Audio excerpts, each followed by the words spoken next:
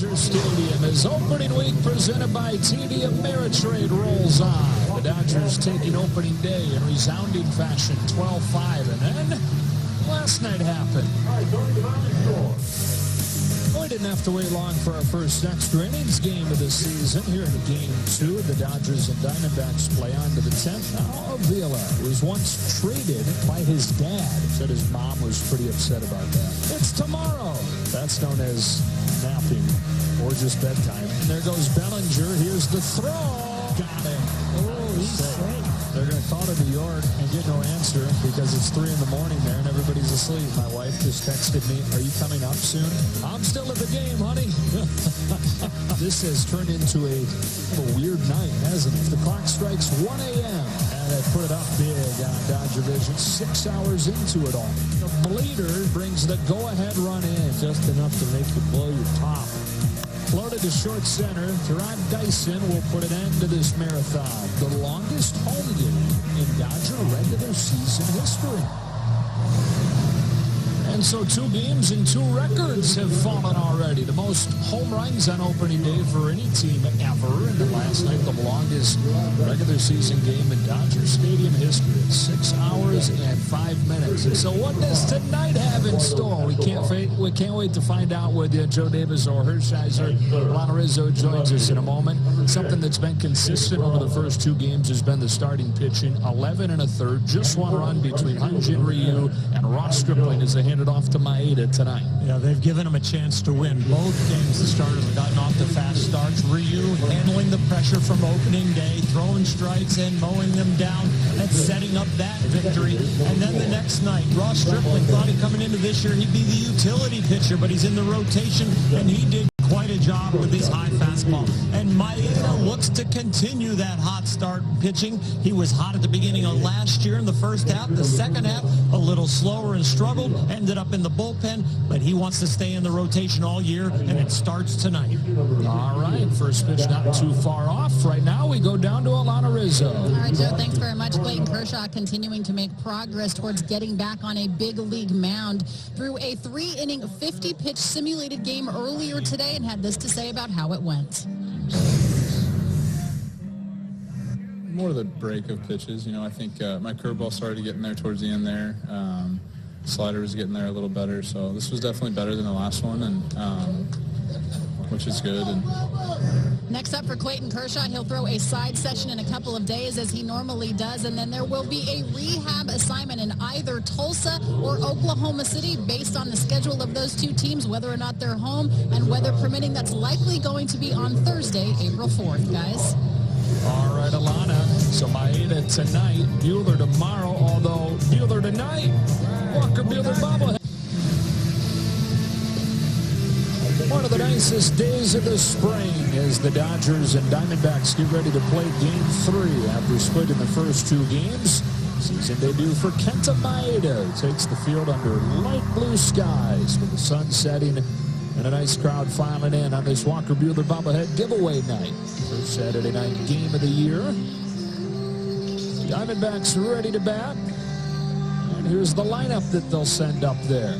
With Gerard Dyson for the 2nd game in a row to lead things off for Torey Lovullo. Out of the 2 spot is Eduardo Escobar. And then David Peralta, Adam Jones, Jake Lamb, Ketel Marte in the heart of the order. And for the moment, you're just going to have to trust me on this. Nick Ahmed is hitting 7th, starting at short. Alex Avila back in there as the catcher after catching almost the entire game last night.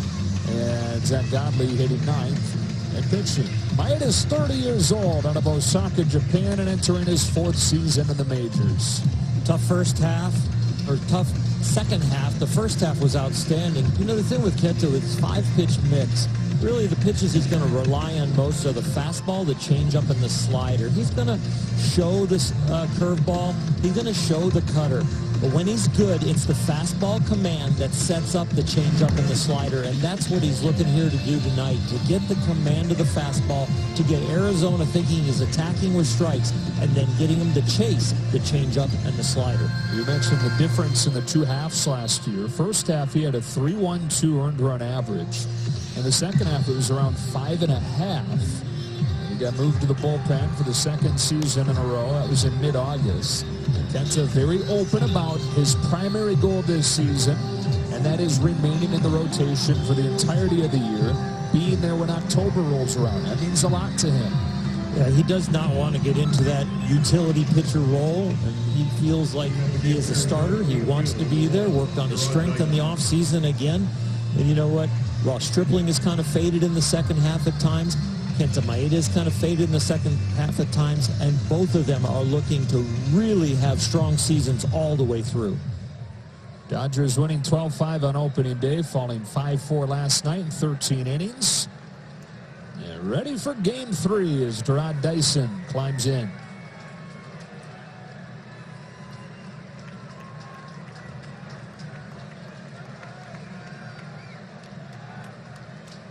Maeda threw his wind, and off we go with a fastball strike.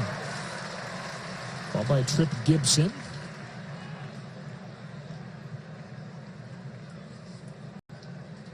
By the way, we got a report recently to the media on Scott Berry, home plate umpire from last night's game, who took the fastball 93 miles per hour off the mask. It's been reported that he's suffering from whiplash symptoms, but no serious injury. And not in there tonight. 2-1 on Dyson. That game last night, 6 hours, 5 minutes, had just about everything. It did have everything. Replays to New York that we got a signal of an out call with the headset still on. Long conversations right when they changed home plate umpires. Dyson drives a ball to deep right field, not known as a power hitter. And he flies this one to Bellinger. Ground rule double to lead things off.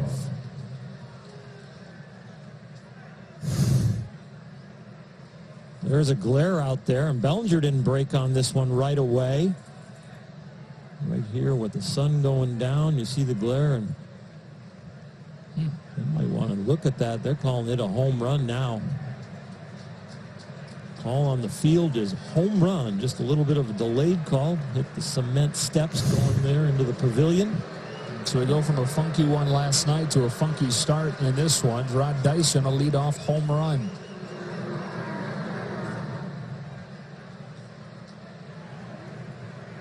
That was the primary issue for Kenta Maeda as the numbers went south in the second half last year. His home run rate more than doubled after the All-Star break. So 1-0 Arizona, and Eduardo Escobar. Strike one. I guess second base umpire Brian Gorman, who's the crew chief, that was obvious to him that it was a home run. And he didn't give his home run signal until after Dyson just was standing there at second base like, you know, what am I supposed to do? It's only the 15th career home run for Gerard Dyson over 10 major league seasons. Only hit 2 last year. Yeah, pretty clearly over the wall.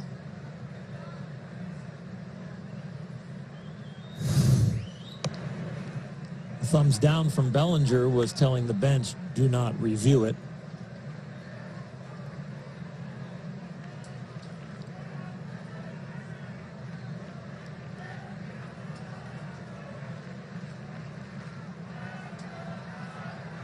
One and two on Escobar, who bounces one back to Maeda. 1-out. How about the defense behind Kenta Maeda? It's brought to you by Keck Medicine of USC. Peterson, Pollock, and Bellinger in the outfield. Turner and Muncy at the corners with Seager and Chris Taylor up the middle. Taylor getting his first start of the season at second base, and Austin Barnes back in there after Russell Martin caught all 13 innings last night. 1 out, bases empty, and the hitter's David Peralta.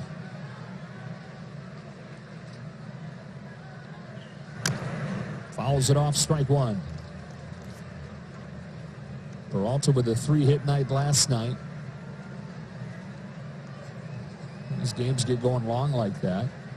Pays off to be seeing the ball well on a given night. Guy that he's batting after, and Eduardo Escobar, he went 0 for 7. And this early in the season, that could really ruin your numbers. That's a change up. It misses. Ball one. Did you see the note, Oral, that is the longest game in Major League history of 13 innings or shorter? I did not see that. With the umpire change behind home plate, a couple of reviews. 494 pitches were thrown.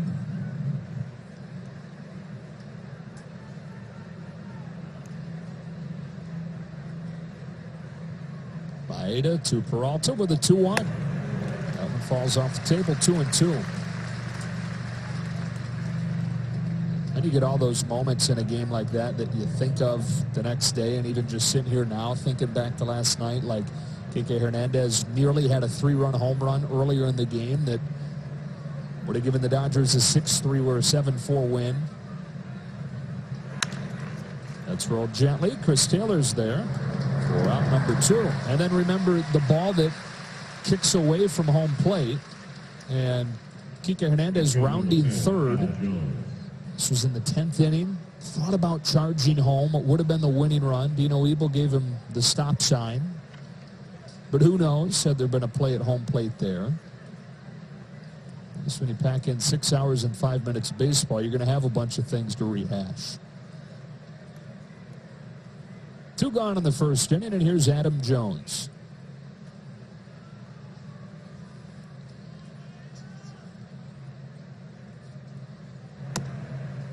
Strike one. It was a frustrating game because in the context of only the second game of the year, you can brush it off easily. If that comes mid-season on the heels of a 3-game losing streak and that makes it 4, that can really be devastating to your psyche. Jones hooked it off the end of the barrel. Corey Seager pulls it up, throws him out, inning over. Right now before Gerard Dyson hits a rare home run in the Diamondbacks. With a right-handed starting pitcher, Jack Peterson back at the top of the Dodger lineup tonight. And he has been so good in that role since late last season. That includes opening day when he had 2 home runs on Thursday. And the rest of the Dodger lineup behind him will look like this. Corey Seager and Justin Turner hitting second and third. The heart of the order, Bellinger, Pollock, and Muncy, with Chris Taylor hitting 7th and 2nd. And Austin Barnes catching Kenta Maeda. The 28-year-old Zach Godley.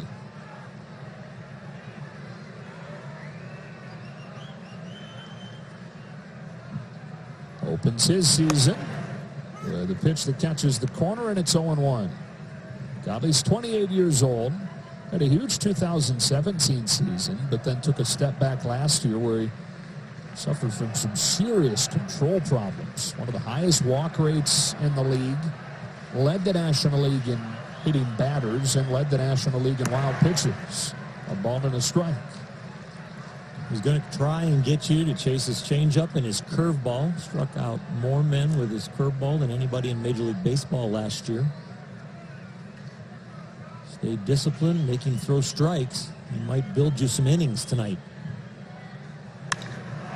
Peterson goes the other way. Way back there. A leadoff home run of his own. Tying the game at 1.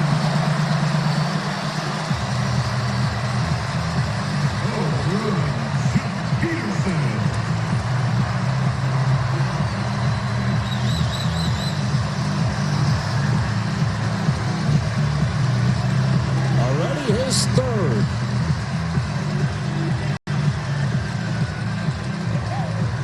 Shortstop, number 5, Corey Seager.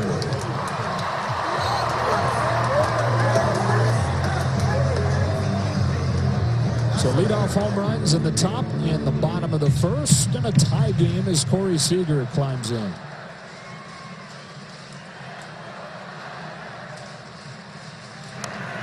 Strike one.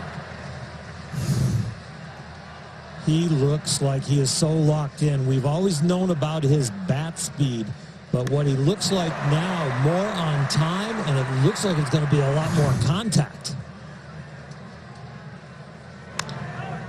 Seager with a ground ball foul. Strike 2. Pretty confident looking bat flip from him there too. He knew that ball was gone. When you know the ball is gone off the bat to the opposite field, that is feeling very good. He hangs in the box a little bit, gives it a glance. It's kind of a bat drop. He looked like a person walking down the street texting there as he left the box. Oh, that's not safe. Seager gets under it and flips it to Peralta for the first down. No texting and walking, Earl. Put his head down like he was texting, but I think he was just enjoying the ride around the bases. Tied at 1, bottom of the first inning. Justin Turner takes on Zach Godley today by AARP. He's homered against him twice.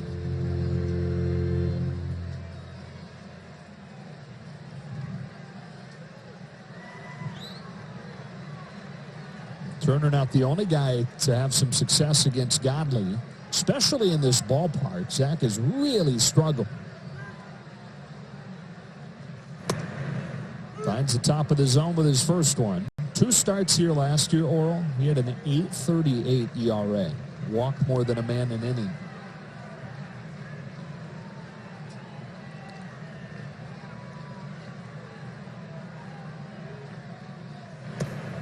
One-on-one. 3 starters with Greinke and Godley and Robbie Ray. They really feast on guys that chase. You know, they are really, so if they run into a lineup that's very disciplined, forces them in the strike zone, they could have a tough time in a 3-game series with those 3 guys up as far as their pitching staff. That one will reach the seats. Yeah, so that said, it's a bad matchup for him, you'd think, against the Dodger order. You know what? Game 1 was a bad matchup. They got Zach on mistakes that were up. Robbie Ray, they had a chance to put him away, but they didn't. You know, what were they, 3 for 13 or so with runners in scoring position? Right. And they struck out a little bit too much. But here already today, if they can kind of revert back to early in Game 2 and all of Game 1, that's the approach they need against Godley. Yeah, because they're facing, these Diamondbacks pitchers are, the lineup that chases less than any other in baseball, at least coming off last year. Turner down on strikes, and 2 away. Right fielder, number 35, Cody Bellinger. And a tie game in the first inning. Up comes Cody Bellinger. Coming off a 1-for-5 night last night. Had a home run on opening day.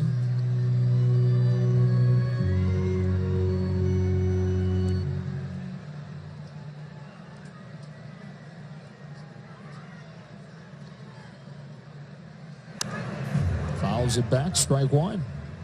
They put the shift on him to pull.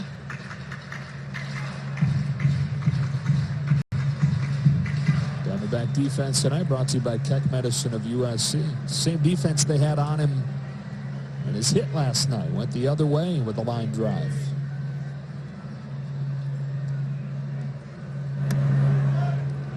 Count evens 1-1.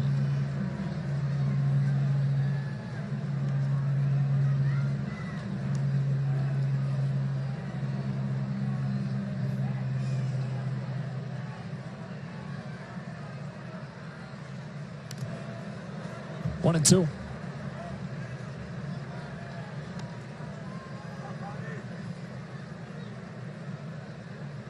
What do you think of the beard on Cody early on this season? Filling in.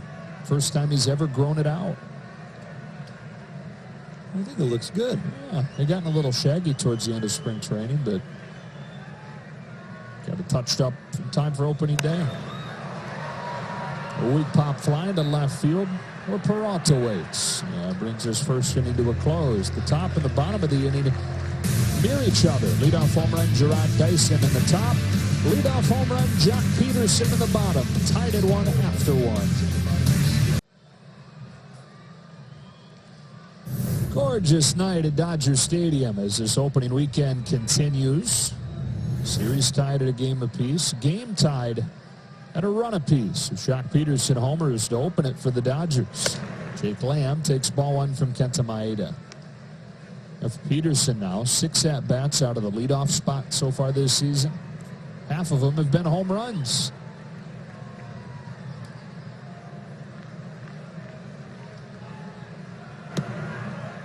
2-0 on Jake Lamb.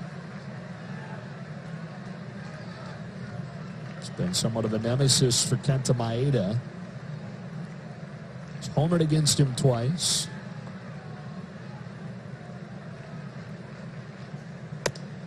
That's a strike, 2-1.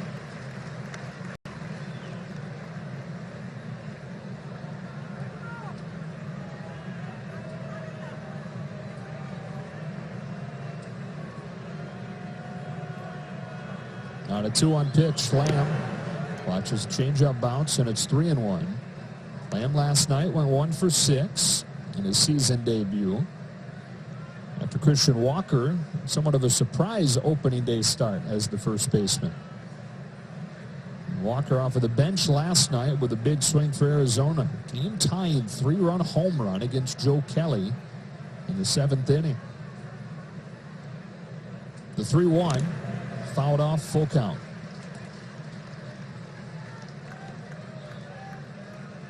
Maeda trying to battle back to the first hitter that he hasn't thrown a first pitch strike to, and that is huge for him in a game. The 0-1 count compared to the 1-0 count.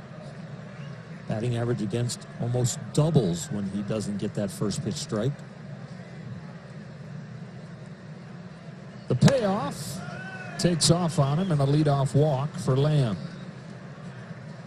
You're talking about the difference in the outcome of the at-bat based on what happens to open the at-bat. Here are the numbers last year, comparing what happens, finish the AB based on ball 1 or strike 1.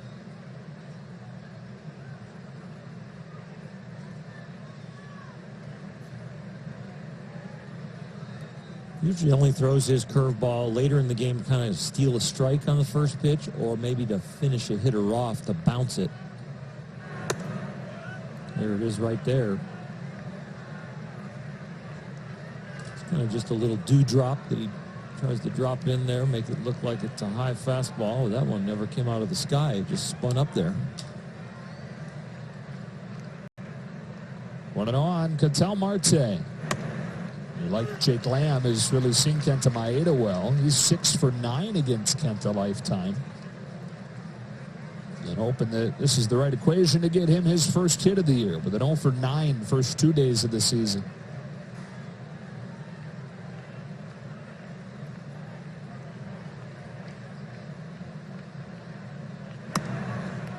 Changeup caught the corner for strike 2.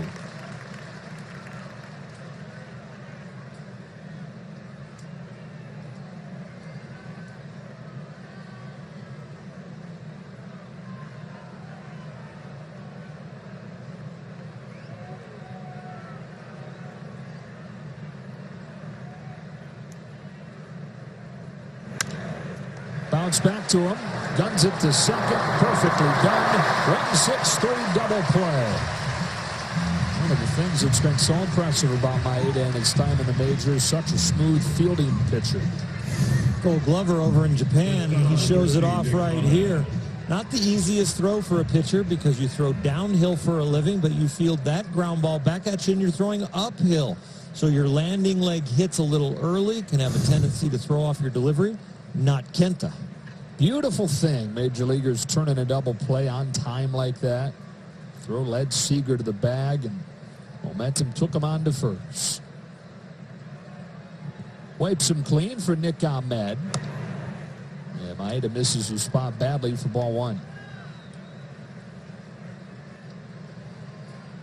Those 16 home runs a year ago for Ahmed, a career high. Also won a Gold Glove.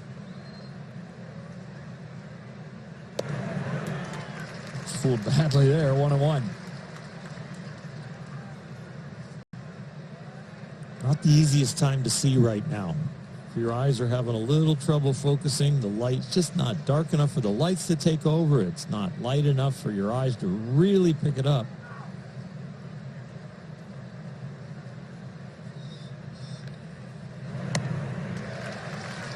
One and 2. Not real close to the ball. Those almost look like practice swings. Without a ball coming.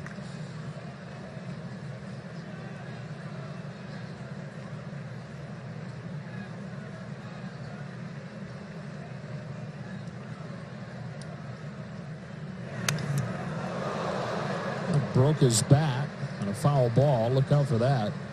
Sharp piece flying up there along third. We saw Chris Taylor's bat splinter like this, but not at this degree off the end of a bat. The cupped end, so it catches right in the cup and shaves the bat away there.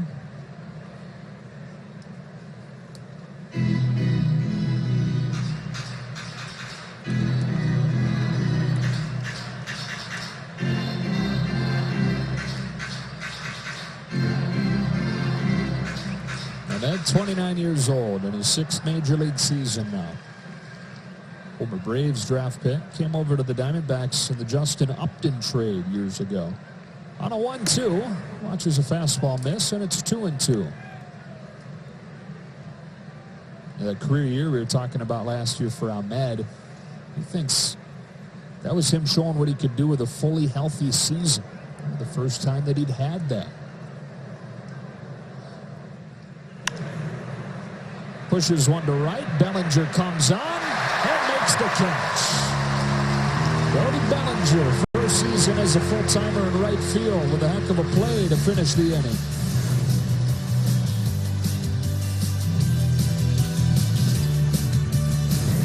A.J. Pollock had a night last night. Right from batting practice, he was hitting it hard, and he continued to do that throughout the game. 4 hits, a home run, a double, 3 RBIs. Some serious exit velocity from Pollock last night, feeling comfortable in a Dodger uniform. Statcast AI powered by AWS. Everything hard in that one. The 4-hit game. He'll lead off this second inning against Zach Godley. The game tied at 1. And takes strike 1. He said he's actually kind of happy that the first games against Arizona happened to be the very first ones in a Dodger uniform, because the pomp and circumstance of opening day, he thought, kind of drew the attention away from the fact that he was playing his old team. Gets under it. Fly ball right center field. Jones.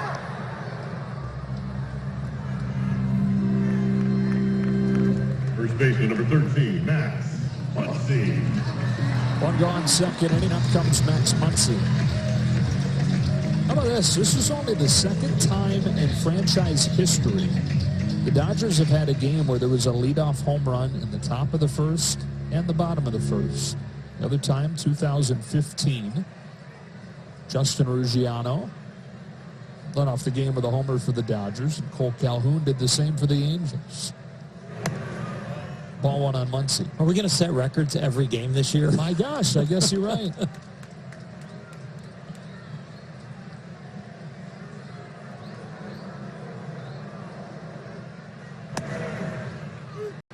Ball on a strike. We mentioned that Godley is going to throw a lot of change-ups and curveballs as his out pitches, but the Dodgers showing a very good approach. They're making their outs to the opposite field, trying to stay on the off-speed pitches.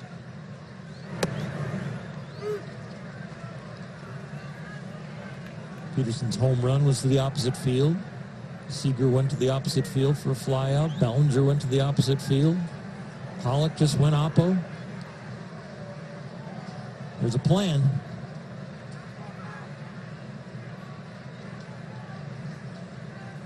On a 1-2, Muncy watches it drop a little bit low, and the count evens up. 1 for 7 over the first 2 games. The lone hit, a home run on opening day. Right over the bases, empty and 1 out. And on this 2-2 from Godley, he swings and misses at the curve. Strike 3. Second baseman, number 3, Chris Taylor. A little harder, tighter one. He'll change speeds on it. That one at 83. He mentioned it, threw it more than anybody. And when you're looking at the full repertoire for him last year, the curve was really good, but everything else had negative value. Whether it was the fastball or the cutter or the changeup.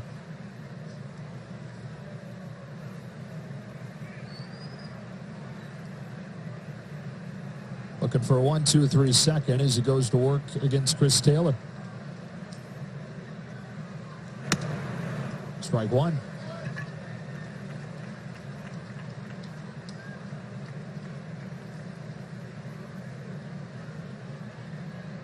Taylor starting at second today.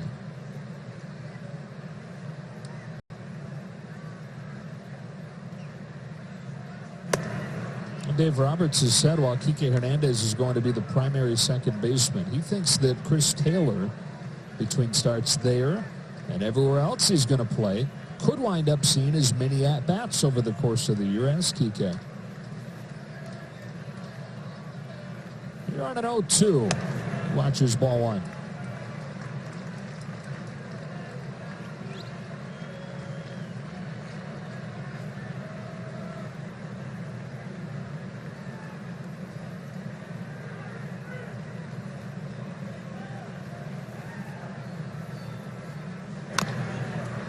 Able to stay alive. And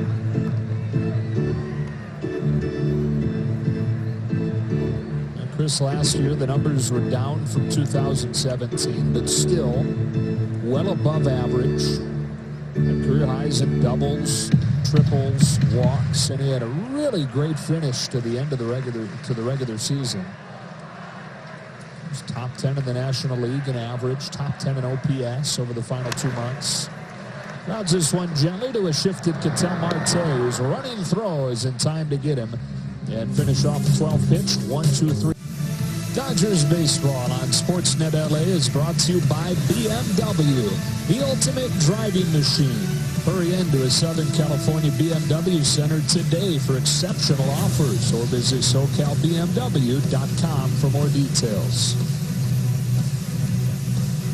Tied at 1 as we go to the third inning. Joe Davis, Ole Hershiser, Alana Rizzo. Glad you're with us. Hope you're having a great weekend. As Alex Avila gets ready to lead off this inning against Kenta Maeda.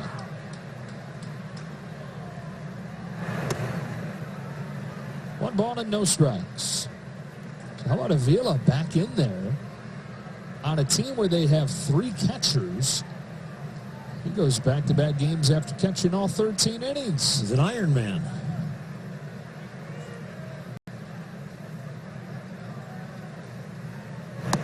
Carson Kelly, who is last night's hero, he's one of the 3 catchers. He's scheduled to start tomorrow's game. He'll catch the guy that he was brought over with, and Luke Weaver in the Paul Goldschmidt deal. So some familiarity there. Want to link those 2 up.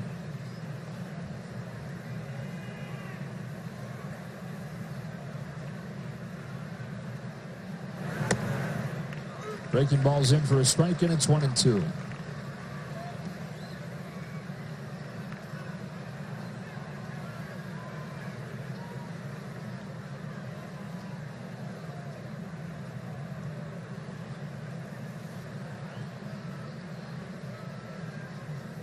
Villa leading off the third and taking a changeup well outside. 2-2. Last year was Alex's worst offensive season in his first year in Arizona. It was part of a 3-way timeshare last year too, and he wouldn't say that it was the case, but you got to wonder for a guy like Alex who calls himself a field hitter, how much that diminished playing time, 3-way share, contributed to such a down offensive season. But he refused to use it as an excuse. It's not an excuse, but it could be a reality. Some guys are like that, and hitting is such an experiential sport. It is the rare guy that can just come off the bench and be the kind of professional pinch hitter that still can go up there in a moment's notice against the best in the game and find their timing. Down the left field line, Peterson sprinting over in the corner, makes the catch. Just enough room for John. And 1 gone.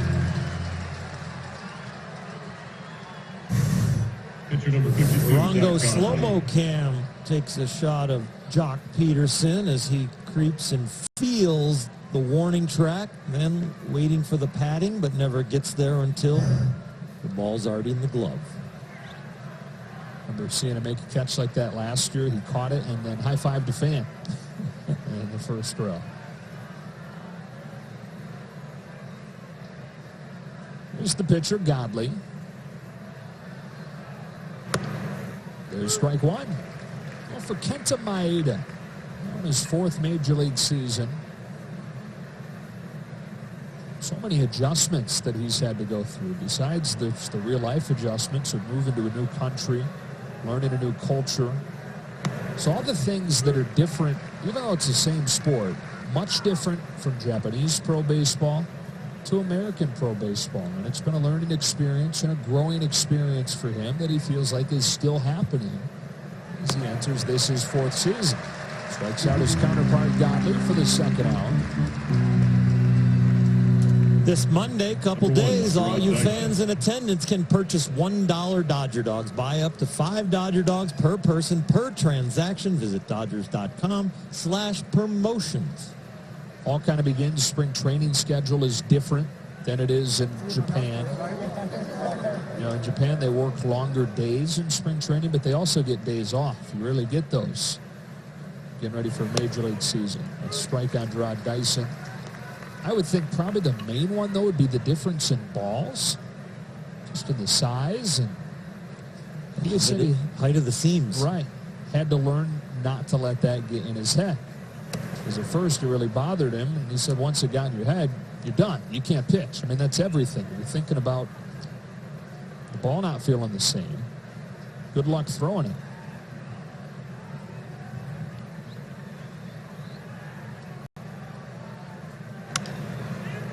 Dyson hits it weakly into shallow center. Seager over the shoulder makes the play. And takes a hit away from Dyson. Couple of nice defensive plays. Cody Bellinger ended the last inning with a good catch, and Seager does it here. Bellinger, get out of the way.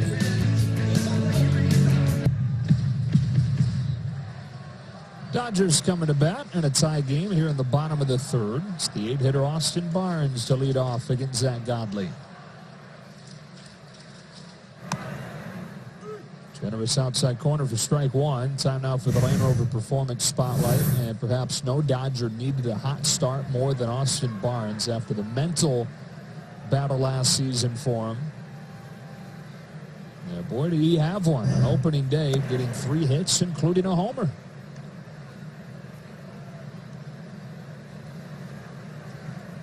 Hot starts look good statistically, but they feel even better in your mind.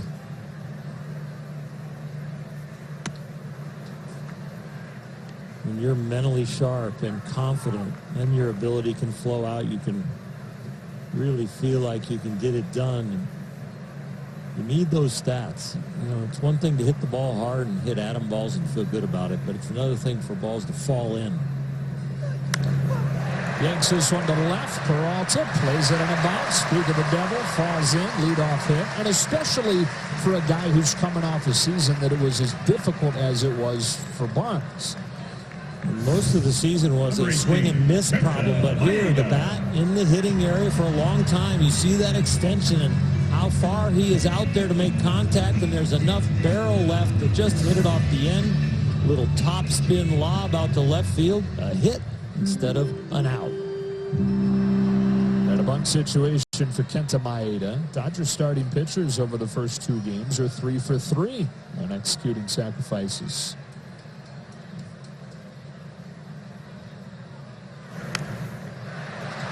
They get 4 for 4.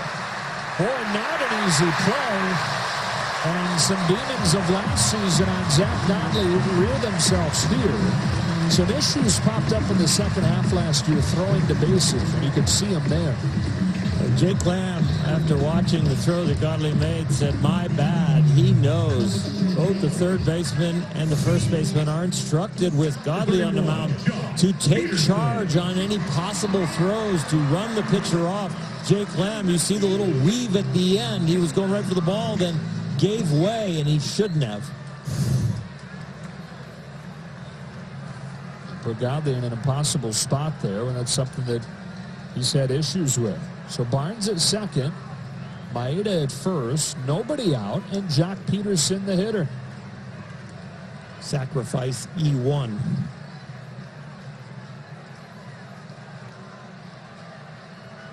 Peterson has started the game for the Dodgers with an opposite field home run. And if you're Barnes and you're Maeda, don't you take pretty healthy leads here, knowing that it's back, the thing is back for Zach Godley? Especially on the first pitch here. Keep him in that mindset of being uneasy.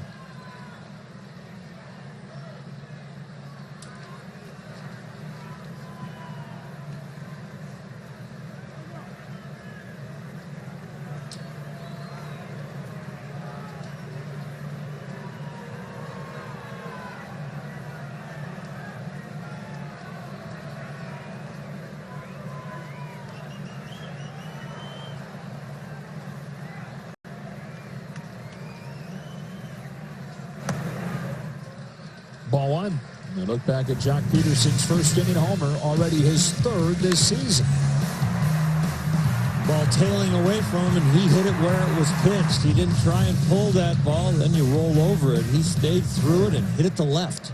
Another way, Oro, you know he's going right. He was 1 for 13 lifetime against Godley before stroking that opposite field home run.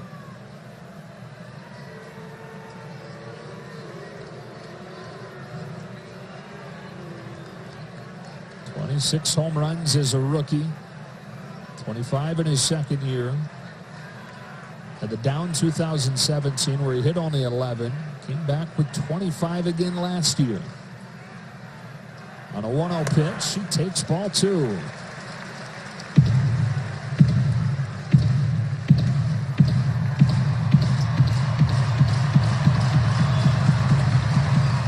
Talked about it off of the top. Issues a year ago for Zach Godley with control. Not necessarily seen them pop up in a big way in this game yet.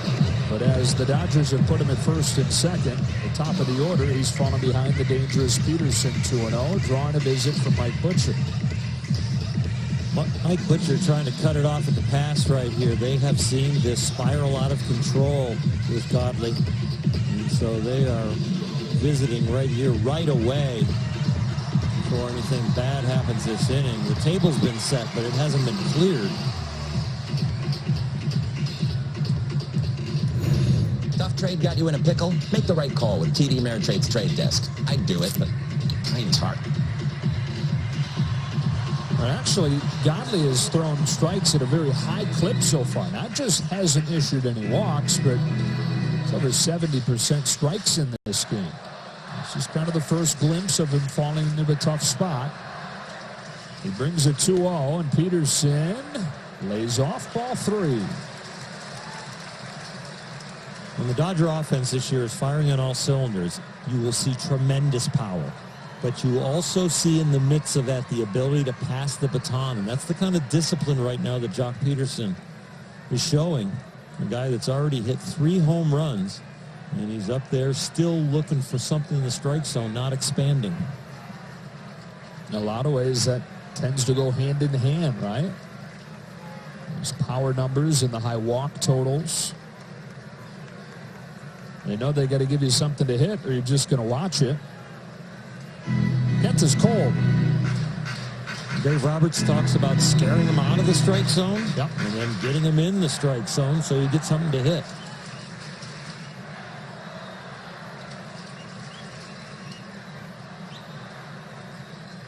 So Jock step on the plate against Zach Greinke on opening day, anticipate a curveball, and crush a home run to center.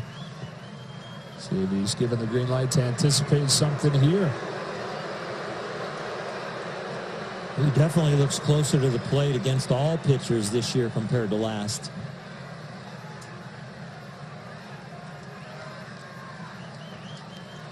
Right, he's on it again. 2 on, nobody out, and the 3-0. Peterson watches a strike, 3-1.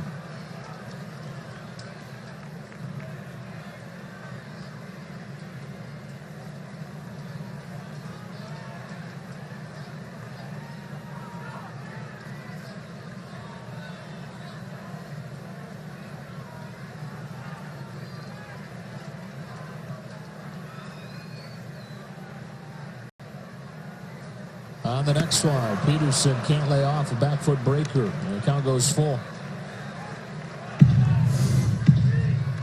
3-0 fastball away. This one looks like a fastball down the middle when it starts, but the spin takes over and breaks it down and under your swing.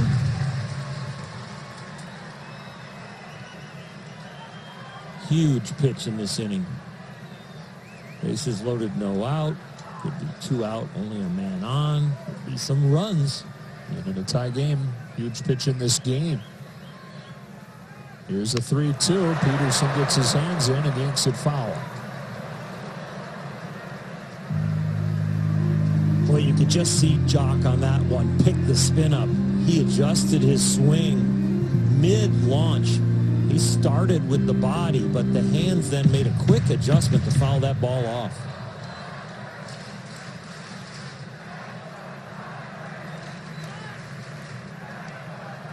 Leadoff single from Barnes. Maeda then reaches on a Godley air.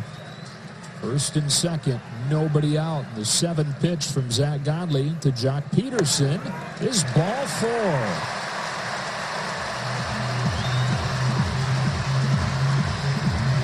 So the first walk issued by Godley, and the bases are loaded for Corey Seager.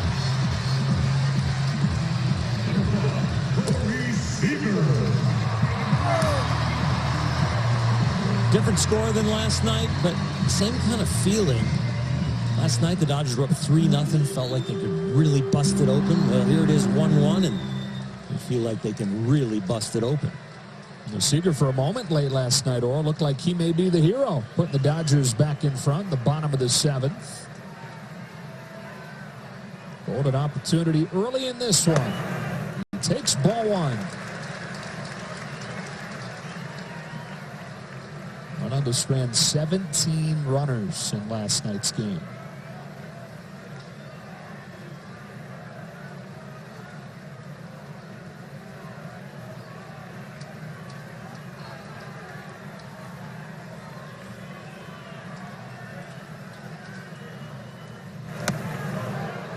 Tries to check and does. Ball 2. Now, the Dodgers last season really struggled with runners in scoring position, mostly with 2 out.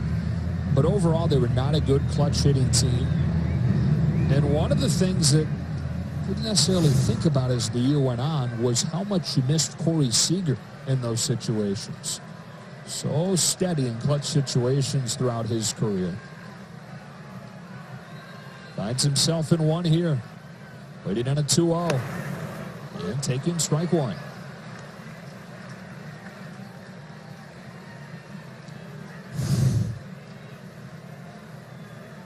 Corey's kind of like a pitcher that has Tommy John surgery, even though he's a shortstop. It looks like one of those guys that's coming back bigger, stronger, and better.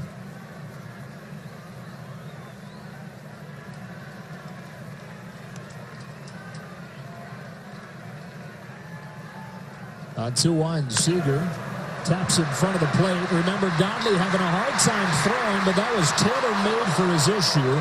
He was able to shovel it forward to get the force.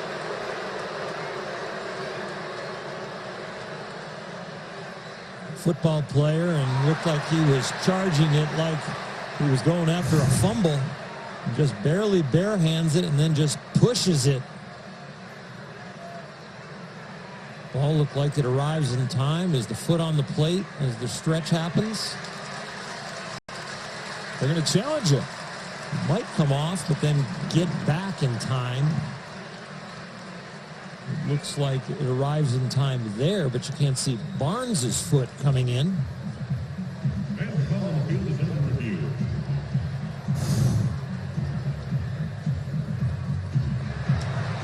Continue to show it on Dodger Vision here. That was so weird last night. First of all, the long review, but then the call coming with the headset still on. And Dave Roberts said he never did get an explanation on what exactly was going on there. It was the first time we've ever seen a call on the replay with the umpire still having the headsets on saying, yes, Cody Bellinger, you're out, from the crew chief, Brian Gorman, and then conversations continuing on the headsets. It looks like they were doing maybe something about the health, right, to get changing the home plate umpire. So you take a 93-mile-an-hour fastball to the mask, direct hit.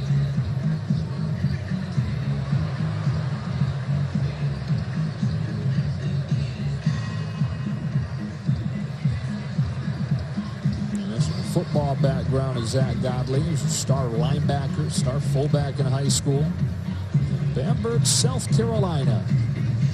Small town they call the Burg. About 4,000 people there. And he brings that football mentality when he pitches. Let's see. Yep, they're going to stick with the call. I think they got it right. The 50,000 fans that are umpiring right now saw maybe the toe start to come off, but the toe got back on home plate before Austin Barnes arrived. With the call on the field being an out, there wasn't enough evidence to reverse it. Right. All right, So bases loaded still. Justin Turner now with Maeda at third. Peterson at second and Seager at first. It's not been a very Justin Turner-like start to this season. He's 1 for 10.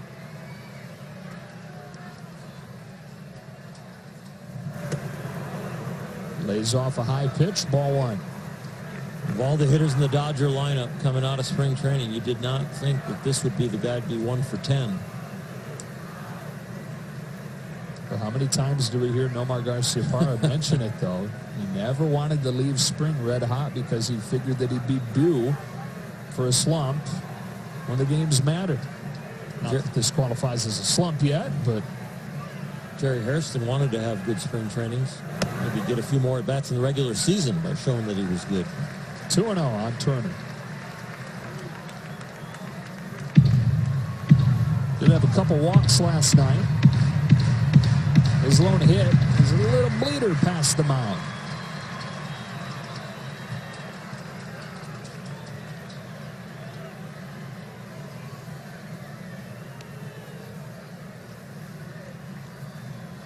On a 2-0, Justin Turner takes ball 3 with nowhere to put him.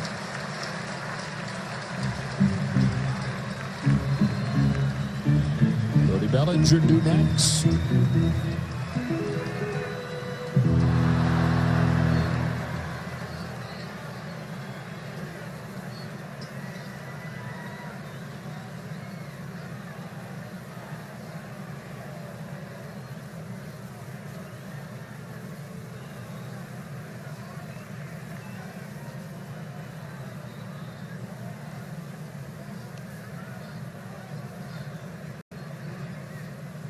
Here comes Godley's 3-0. Turner swings away and lashes a base hit to center field. Maeda's in. Peterson's in. 2-run single, Justin Turner. And the Dodgers lead it 3-1.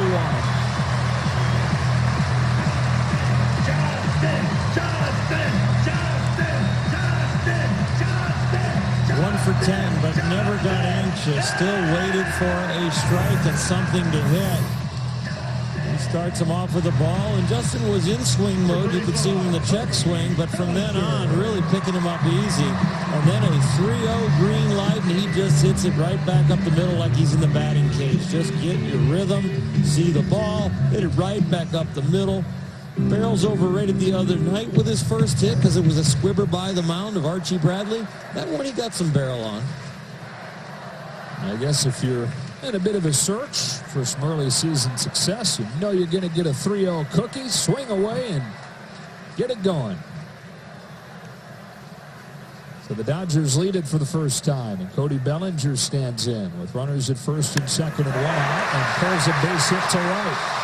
Jones up with it. Seager headed for the plate. Jones throw not in time. RBI single, Cody Bellinger. The Dodgers lead 4-1. Turner went first to third, and so they've got him cornered.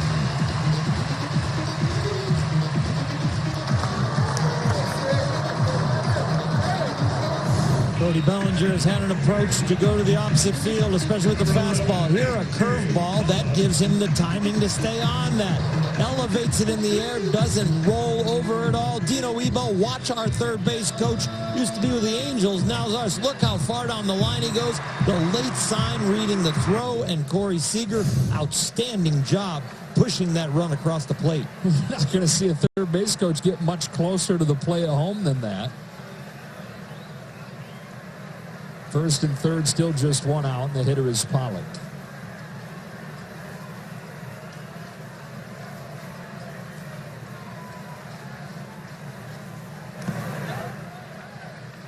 Checked his swing.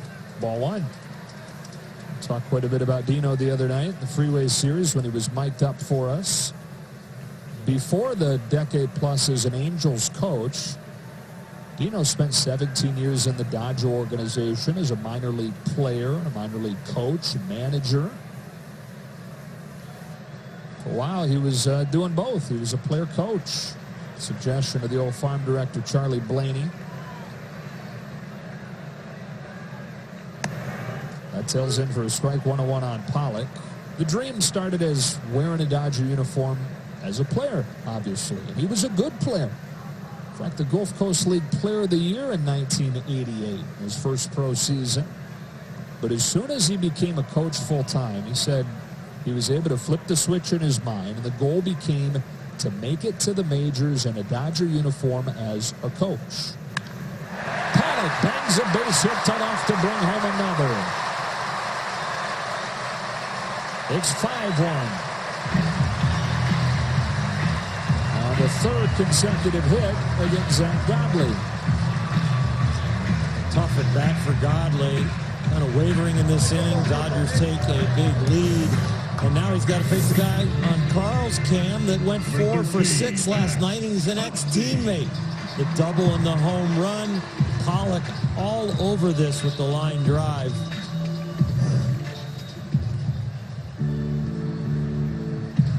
Still just one out. Already 25 pitches thrown in this inning by Zach Godley.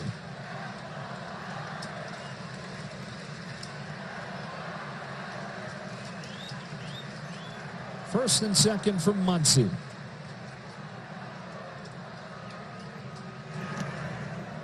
First pitch curve. Able to lay off ball one. That struck out his first time.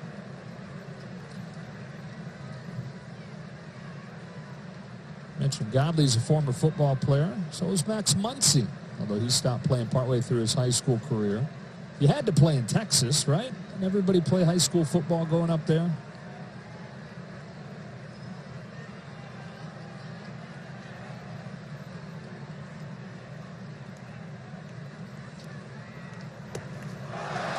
That crossed Avila up. Been an adventure in this inning.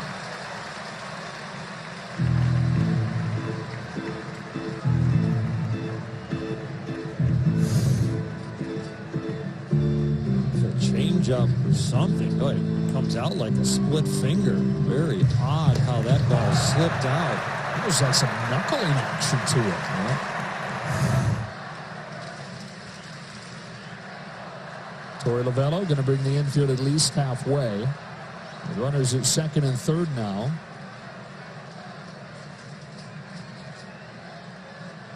Continue to play Muncy to pull. Bellinger at third and Pollock at second. Here's a 2-0. The Muncy watchers bounce, ball 3. Godley putting the Dodgers in hitters counts right from the first pitch. 5 out of the last 6 hitters, ball 1.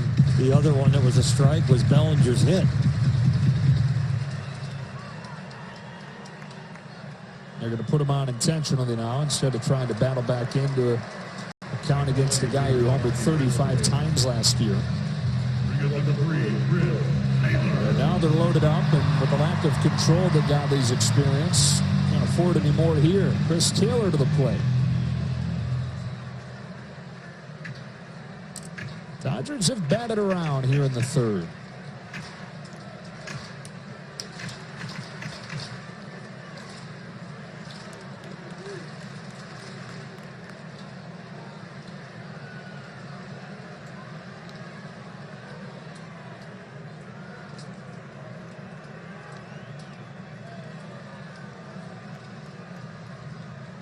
First one to Taylor. Taylor's in there for a strike. We were talking about the control issues a year ago, Oral. The top 5 walks per 9-inning rate. Led the National League in hit batters. It was 8th in the majors, but led the NL and led the majors in wild pitches. I don't think it's any surprise that this inning started to fall apart for him after he threw the ball away at first. Taylor bounces one to short. Shove it to second one. And turn a double play. Now the Dodgers strike for 4 here in the third inning. The heart of the order getting it done. Justin Turner with a tie-breaking 2-run single. Kenta Maeda back to work here in the top of the 4th inning, already with some good run support. The Dodgers have a 5-1 lead. Kenta Maeda going today. Walker Buehler going tomorrow in his first start of the 2019 season. And earlier today, it was a family affair for the Buehler family. Tonight is Walker Buehler bobblehead night. And his younger sister, his 11-year-old sister from Lexington, Kentucky, Bella Mae Walker, sang the national anthem. And then prior to that, his father, Tony Buehler, threw out the ceremonial first pitch. just a little bit high for that one, but that's okay. So a big family affair here. He also brought his brand new puppy, Nala, a French bulldog, a Frenchie, to the park. So congratulations to the Bueller family, and we will see their son and brother take the hill tomorrow, guys. All right, Alana, can't wait for that one, but you're right, a special day for the whole family. 2, 3, and 4 for Arizona here in the 4th against Maeda. Eduardo Escobar digs one out. Fly ball for A.J. Pollock.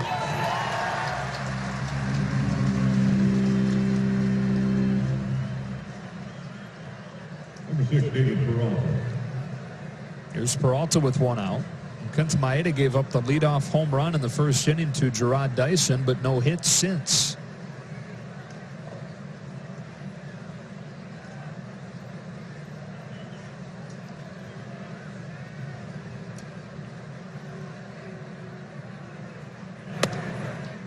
Strike one.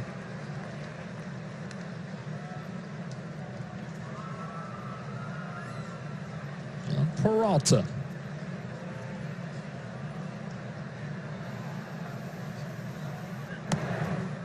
David Peralta came to the United States 2006 when the Cardinals signed him as a pitcher. Didn't know any English coming from Venezuela, but learned very quickly. He had 2 real motivations for him. Takes ball 2. First of all, loves food and wanted to be able to order exactly what he had in mind. And the other thing was he met an English-speaking girl that he was dying to talk to. That English-speaking girl is now his wife, Jordan. Count evens 2-2.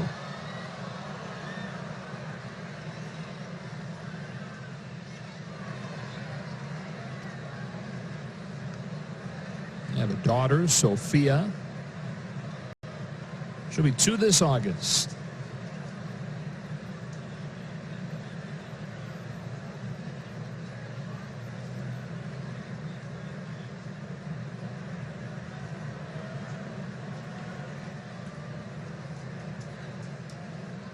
Maeda to Peralta with a 2-2 offering. Try to get him to chase change. Peralta laid off to work it full.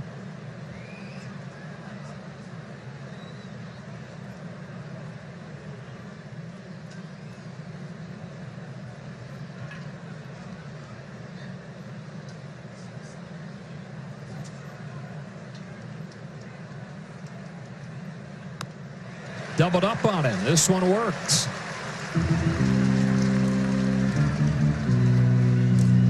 Join T-Mobile and score free MLB.tv. Sign up now at T-Mobile.com/MLB. Change up Kenta's different grip that he developed just by chance, he said. Playing with the ball on one of his days off. Found something that felt right. Took it into his next session and then implemented it in games and completely changed the way that pitch works for him.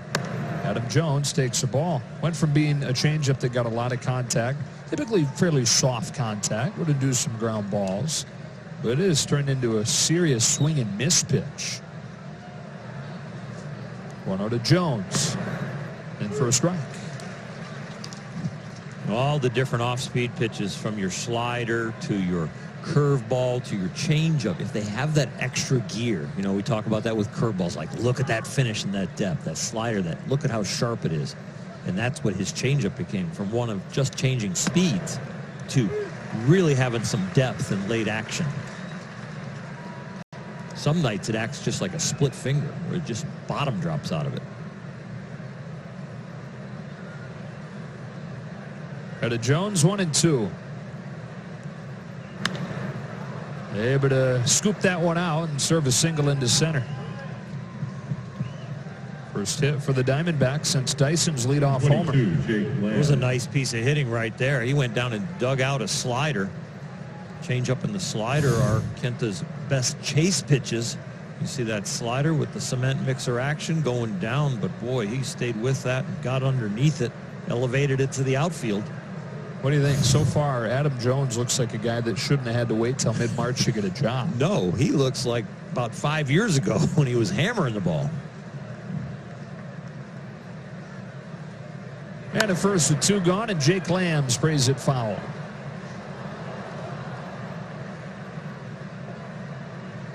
Lamb moving to first base with Paul Goldschmidt now in St. Louis.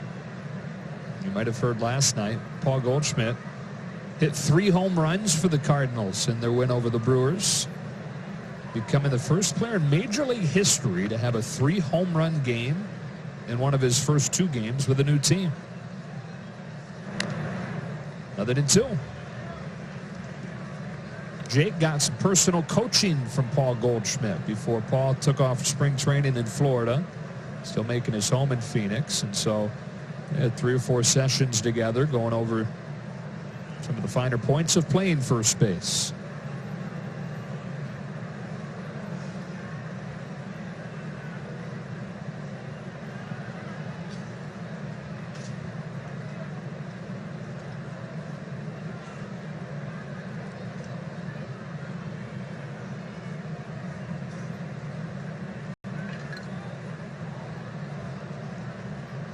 It is 0-2.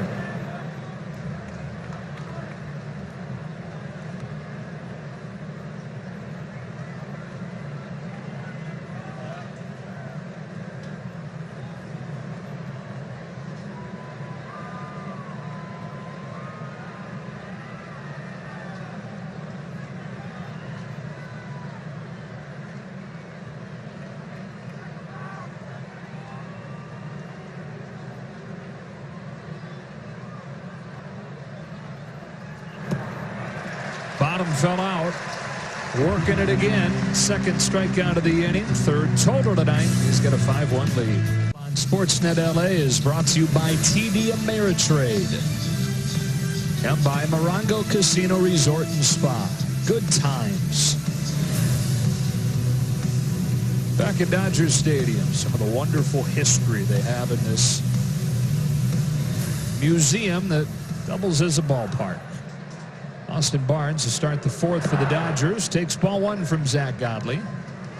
Austin out of the 8th spot today like he was on opening day. And when you combine what he did on opening day with his base hit earlier tonight, Russell Martin out of the 8th spot last night, Dodger 8 hitters have reached in 8 of their 11 plate appearances this year.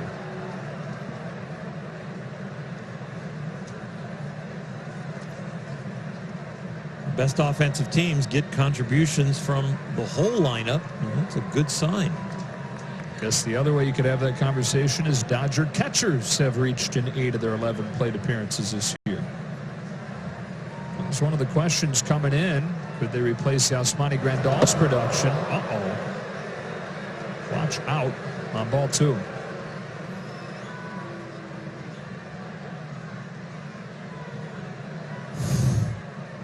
Zach Godley usually doesn't have this bad of command. Threw that ball. He threw that ball like he was throwing to a base. Or like he was throwing to Maeda on deck. Got away with a hanging pitch there, 2-2.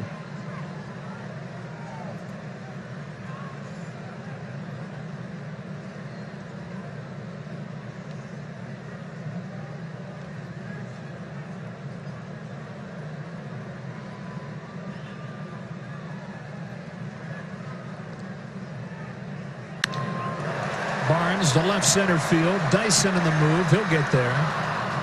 1 out.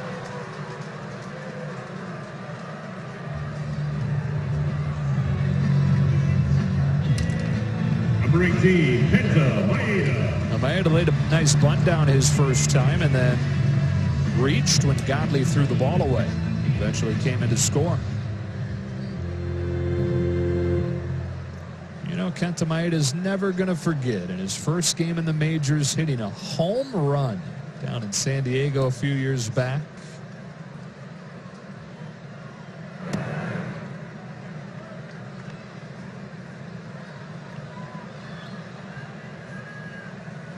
He was the first Dodger pitcher that had hit a home run in his first game since 1947.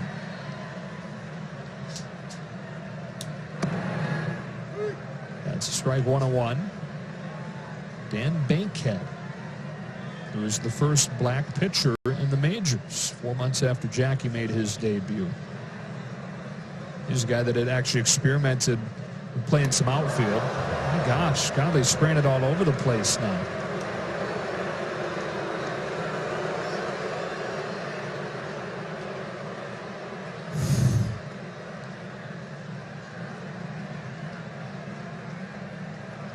Pitchers are not accustomed to getting out of the way. Very rarely do they get pitched up and in. And they get very few at-bats. Once every 5th or 6th day they're out there, maybe for 2 or 3 at-bats.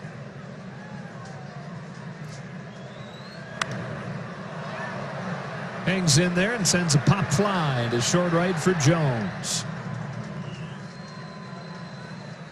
Wednesday, the first 40,000 fans in attendance will receive an adult hooded sweatshirt courtesy of Bank of America. For tickets, visit Dodgers.com/promotions.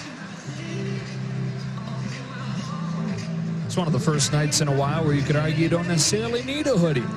Right? Temperature of 74 degrees now. Yeah. I was surprised when Kenta Maeda asked for the heavy coat when he got on after the bad throw. You know, you pitchers, though.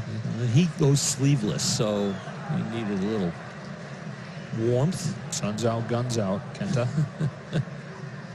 Base is clear with 2 out for Jock Peterson. Takes a strike. You were very specific about the kind of undershirt you had, right? Same all the time. Long all the way down, cover the wrist bone so that the hitter cannot notice the angle of my wrist in the glove. Pick up what pitch I might throw. I meant to ask last night when we were talking about Ross Stripling tipping pitches. Did you ever have it brought to your attention that you were tipping? I had a problem. You did? Yep. I wiggled the finger on the back of my glove on my curveball grip, and I was one of the first guys to put the extra piece of leather there so I could have my finger out but have it still covered. Is that one of your equipment ideas? Let's get a few. Yeah, that was one of my equipment ideas. Once you build a resume, the equipment companies start interviewing you on what would you do to improve, and change the configuration on the bottom of my spikes so it would fit on the rubber better. Instead of having the center spike on the back where it kept hooking on the rubber, I turned it into 4, and the rubber would fit right in between. Peterson with a bullet base hit to center, and his hot start continues. He's reached all 3 times tonight. Homer, walk, single. He's had the bat in the hitting area a long time. Sometimes he hits the ball hard. Other times he'll foul the ball off and save the at-bat and get one more swing.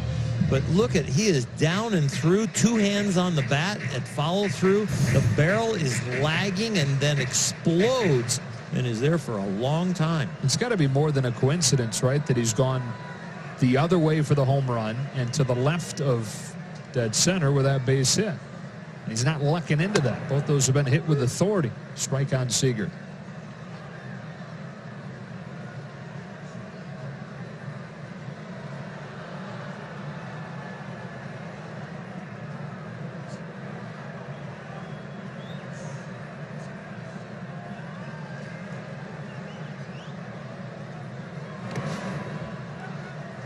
One.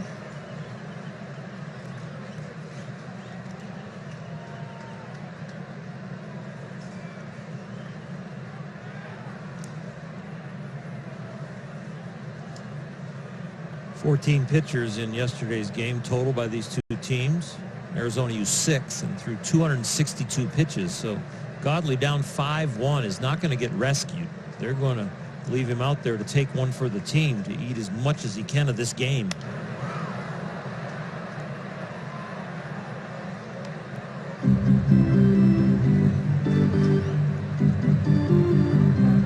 Out of the bullpens on both sides, just 1 reliever untouched. That was Matt Cook for Arizona, who went 4 1/3 in relief on opening day. It was Brock Stewart for the Dodgers, 32 pitches himself on opening day. One of the nice things about having a 4-game series, you work a pitching staff over that 4th game, you get the benefit of beating them up a little bit and having them tired. Where a 3-game series, you beat them up for the next 3 games, and the next team gets the benefit.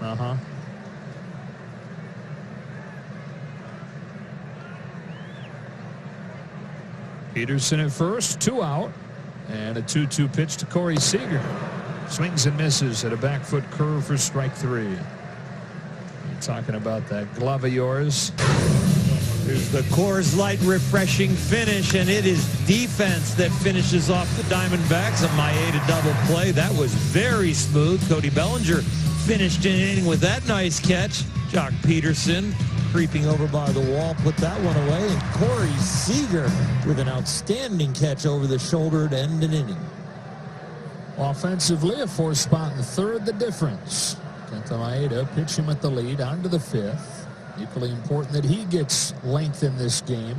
We discussed with Zach Godley with the Tax Arizona bullpen. Same can be said for the Dodgers. That's strike 1 on Marte. And he's only at 60 pitches here early in the 5th.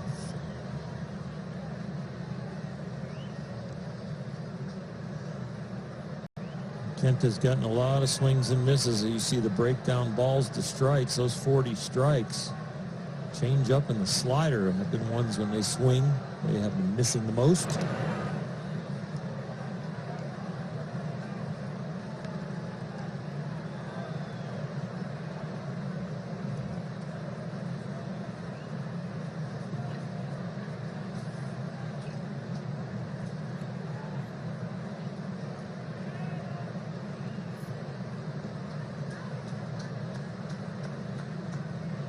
Ketel Marte chases 1 and 2.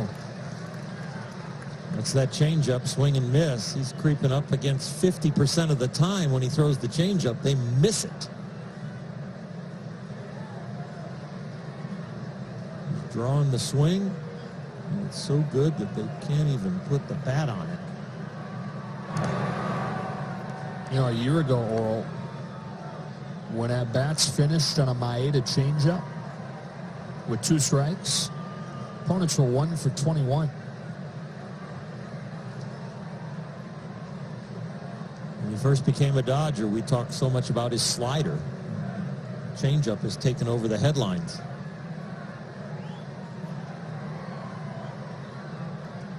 Two balls, 2 strikes on Marte, starting the 5th.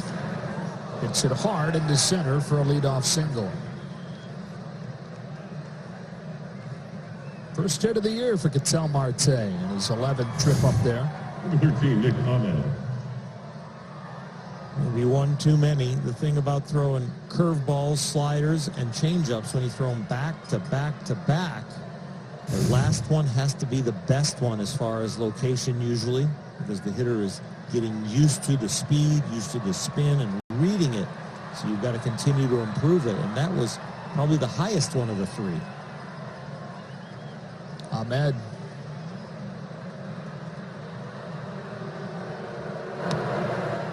Strike 1.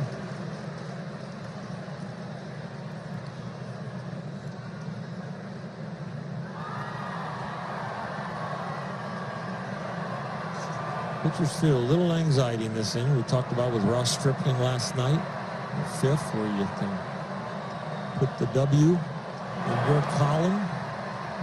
Qualify as far as the amount of innings you've pitched to be ready for the decision, and you've got a 5-1 lead.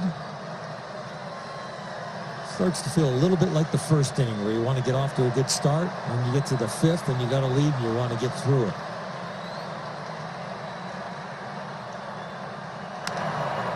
Bounce to 3rd. Turner's got it on an in-between bounce. Wasn't an easy pick, but he did it cleanly to start a 5-4-3 double play. Started the inning with highlights of the Coors Light refreshing finish, and they continue to show some great leather right here. This is not an easy play for Justin Turner. He decides, in reading the hops, to retreat a little bit. Outstanding feed to Chris Taylor over there, starting at 2nd. And Kenta Maeda, who has started a double play of his own, cheers him on. The second one they've turned over the first 5 innings tonight. 2 out, and the 8-hitter Alex Avila comes up.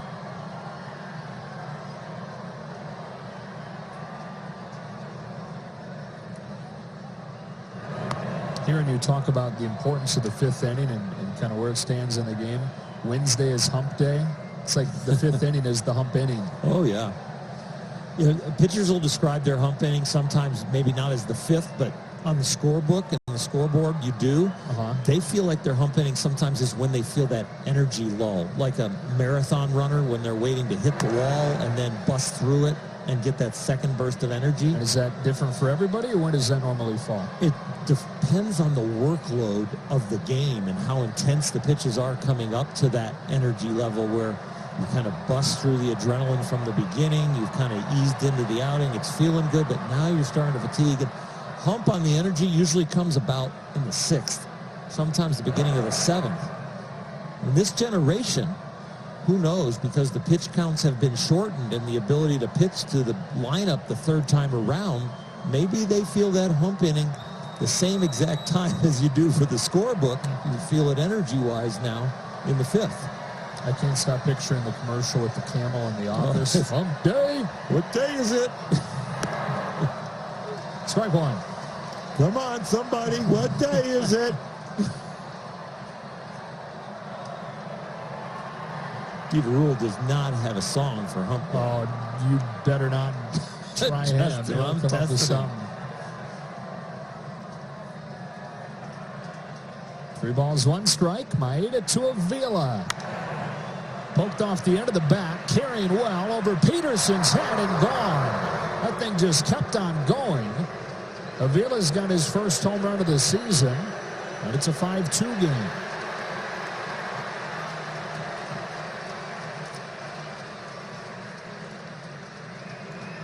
He fouled out to left field to Jock Peterson, the one we showed in the highlight over by the padding. And you said in that at bat, he's kind of a field hitter. He likes to be back in there after catching 13 innings last night. He wanted to be back in there, and he is. And he just kind of feels for this ball. This is not a really fantastic swing as far as bat speed, but he just kind of placed it out there over the short wall. Godley hitting for himself, taking a strike. So Dodgers starting pitchers now, Ryu, Stripling, and Maeda, have given up 3 runs in their 16 innings on 3 solo home runs. Other than 2.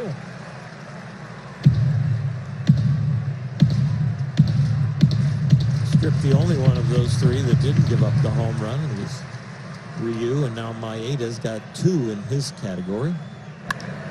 Godley hits one hard. Playable for A.J. Pollock. Diamondbacks add 1 and a home run from Avila. Dodgers baseball on Sportsnet LA is brought to you by Jack in the Box. Come try Jack's $4.99 sourdough patty melt combo. Only at Jack in the Box for a limited time. Price and participation may vary.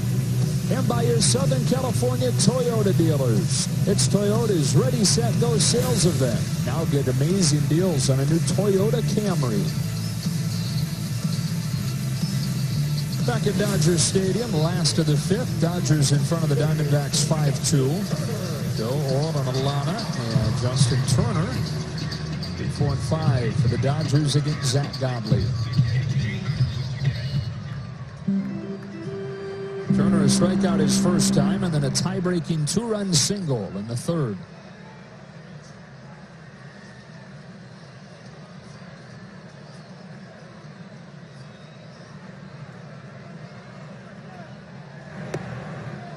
One ball, no strikes.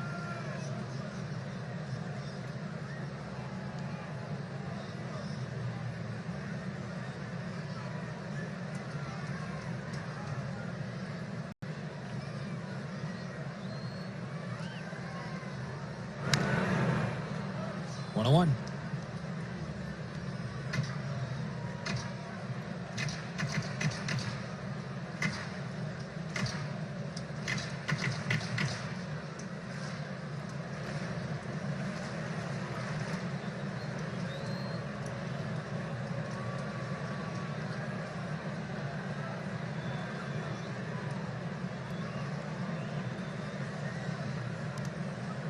Overthrows that one, stumbles his way towards first in his follow-through, and it's 2 balls and 1 strike. He has really struggled. He is out there taking it for the team, trying to push through. Who have gotten pinch hit for in his last at bat, or maybe even removed from the game earlier.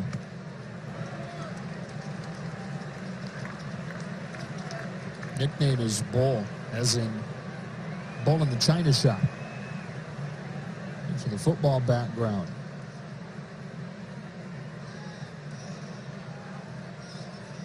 That's his 3-1 fly. And it drops into the top of the zone to make it full on Turner.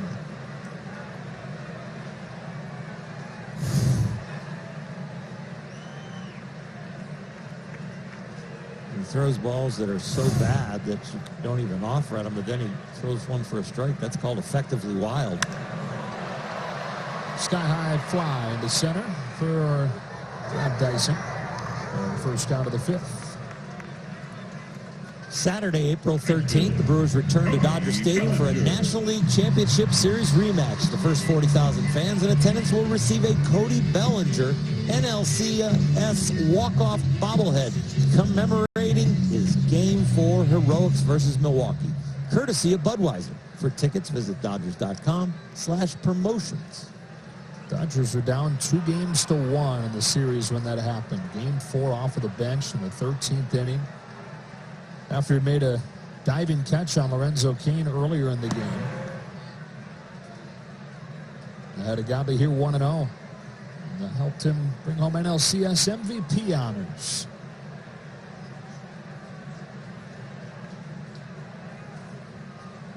Got an RBI hit tonight. Here on a 1-0 pitch, Bellinger watches ball 2. That wasn't his only huge play last postseason. Remember his throw home to get Ian Kinsler, Game 3 of the World Series. Still go on to win in 18. 3-0.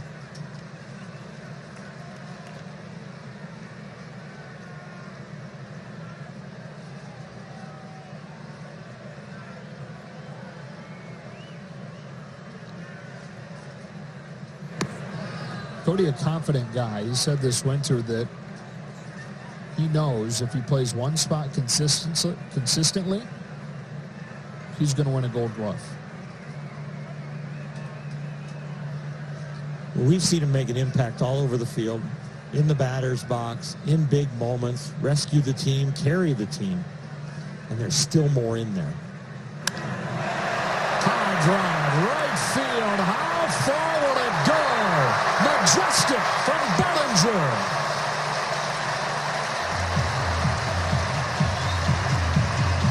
Home run, Cody Bellinger.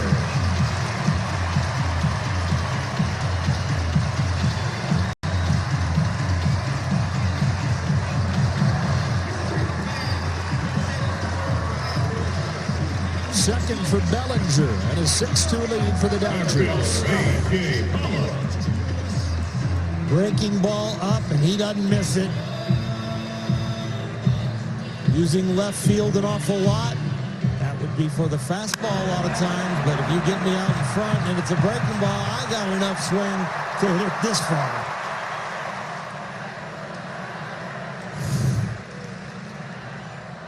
Now A.J. Pollock looks at a strike. What about the same spot that he hit his first career home run? That beard is not coming off. No, keep doing that.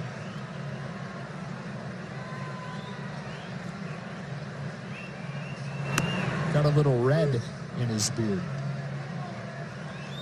He said that he can't marry a blonde because then he thinks there's a good chance his kids are going to have red hair. And he said nothing against Shay T, but he'd rather not have that happen.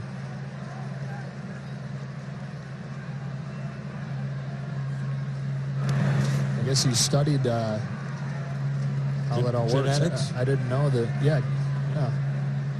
So we got one guy in the Diamondbacks in Peralta that learns English because he wants to talk to a pretty girl. We got a guy on the Dodgers studying genetics. Studying genetics. Sure get kids with red hair. Yeah.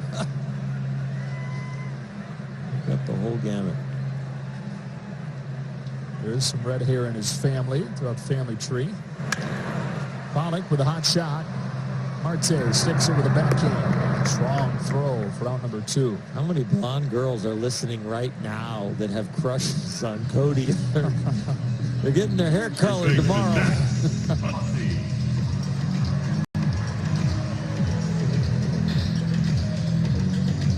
2 gone in the 5th inning of a 6-2 game, and Muncie's the batter.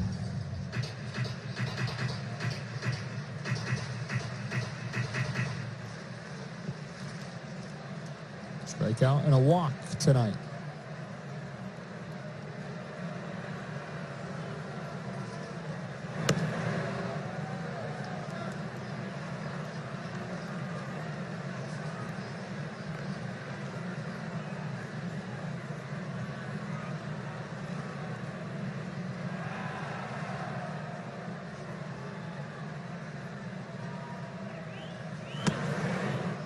Healthy cut and a miss, 1-1.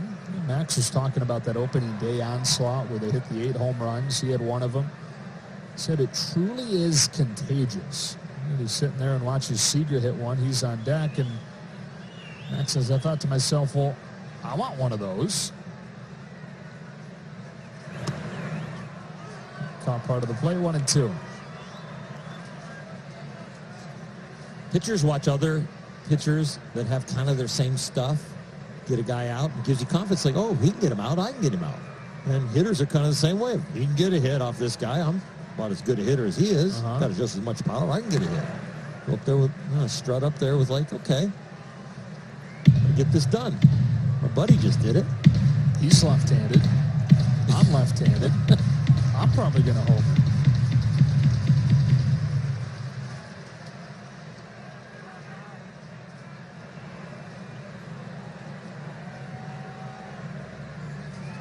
On a 2-2, Muncie takes one that was hanging and bangs it on one hop to a position. Ahmed shifted over to the right side, and the inning is over. The Dodgers get one on a long home run from Cody Bellinger. To the 6th we go in L.A.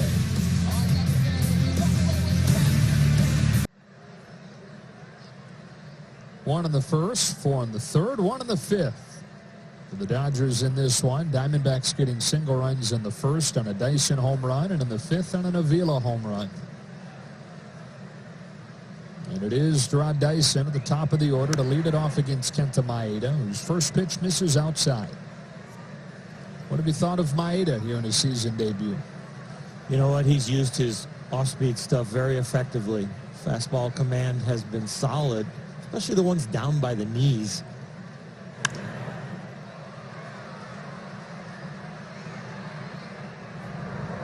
He has such a good feel for his changeup tonight, and so the thing that really sets that up is the fastball by the knees, because the hitter has a tough time recognizing, is that going to be the fastball that stays there at the knees, or is that going to be the changeup where the bottom drops out?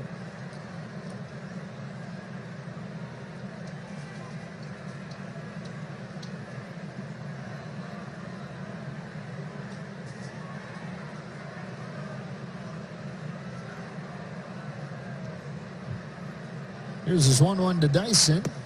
It's change up that disappears, 1-2.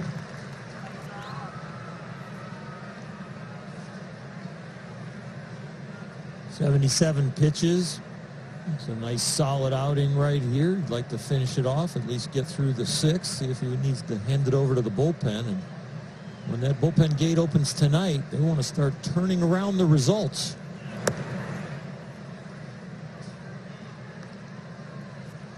The Dodgers, over the first 2 games of the season, have given up 9 runs and 10 2/3 out of the bullpen. It took them a little while to square the bullpen away last year. Until the middle of May, their ERA was mid-4s. Well, Tapper, stay foul, I think. You know, I better hope.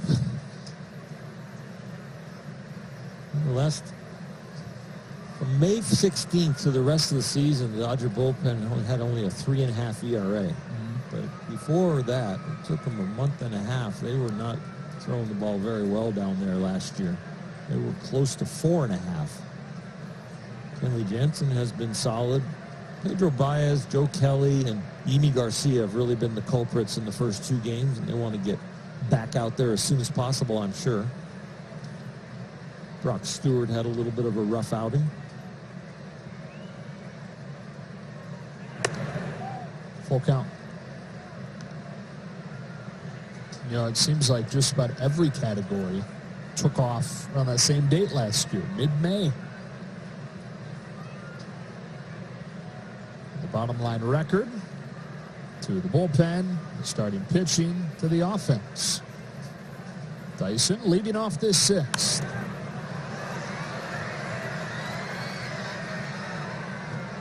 They lose Corey Seager at the end of April. They get Justin Turner back. Starting rotation was kind of here and there because of injuries. Walker Buehler ends up arriving on the scene. Ross Stripling's pitching well. Ryu was pitching well. The bullpen got it back together. And it took off. Eighth pitch of this at-bat is a changeup that has him swinging out of his helmet for strike three.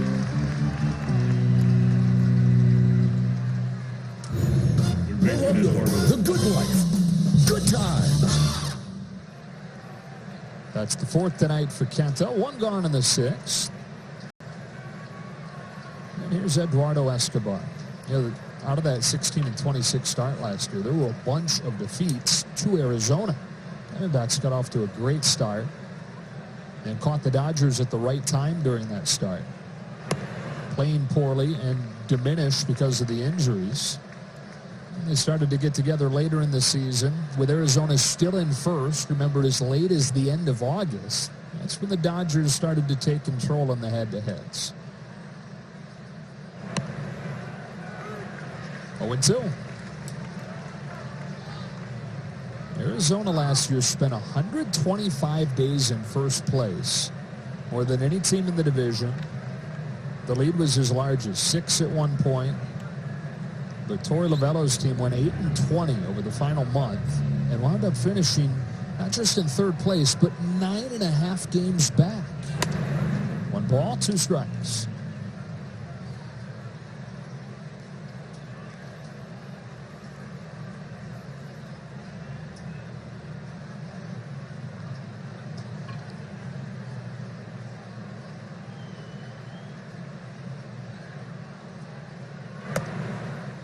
Two and two on Escobar.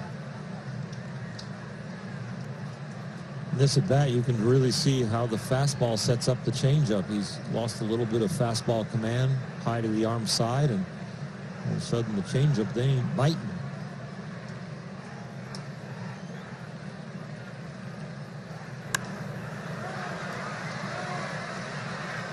Goes back to it. Feels like he can throw it for a strike better than his fastball. The changeup, they are 1 for 9 off of it with 3 strikeouts.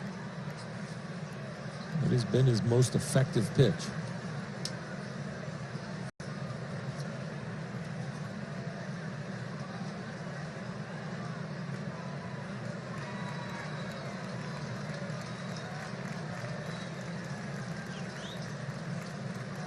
Diamondbacks hitters making him work here in the 6th inning. Took him 8 pitches to get Dyson.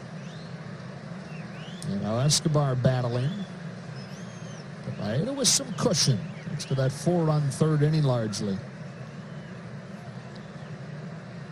He comes back downhill with a 2-2 and gets Escobar with the changeup.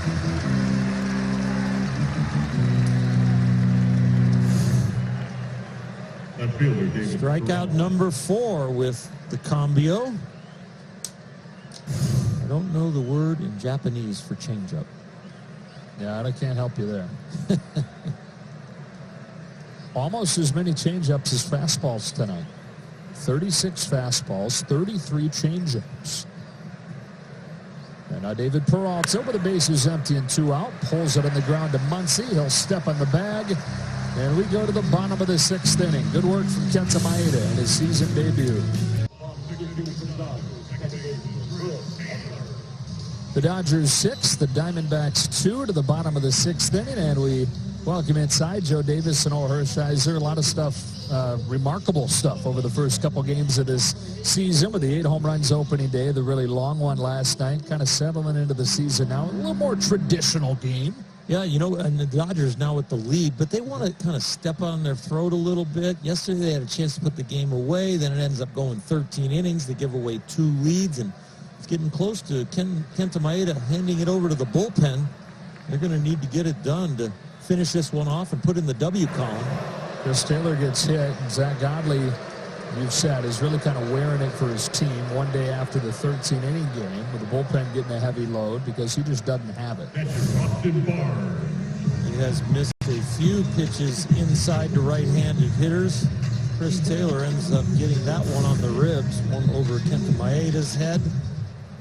Austin Barnes had one go to the backstop while he was up there like he is now. Austin 1 for 2 tonight. Ripped the base hit his first time, then hit a ball hard, but it was flagged down in center field by Dyson. First pitch breaking ball, strike one. It's a strike, but it's not supposed to look like that in the follow-through. Well, the exhaust doesn't even look good tonight, so that means there's something messed up in the delivery on the mound.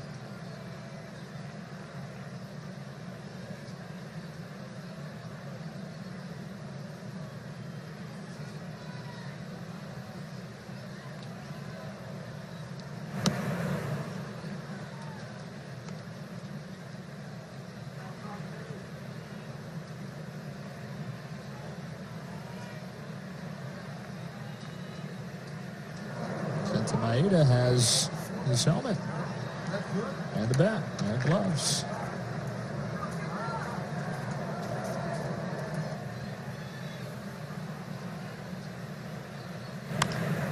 Barnes hits a bouncing ball to short. Ahmed goes to second one. That is all they'll get. It gets by Lamb. Barnes is going to hang on at first. Well, Maeda, having thrown 89 pitches so far, comes to bat here. Number 18, Kenta Maeda. With one on and one out in the sixth.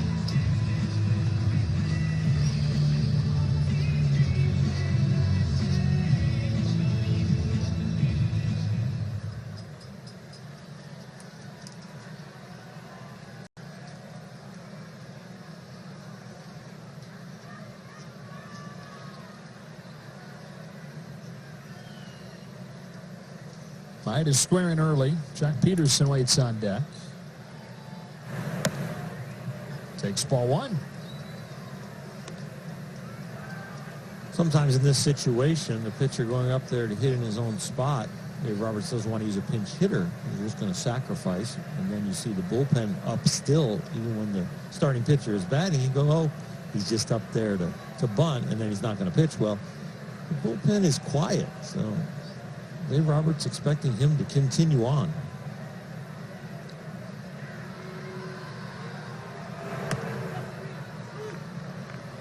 One on one. 3 games, 3 really good outings from Dodgers starters. 17 1/3, just 3 runs allowed.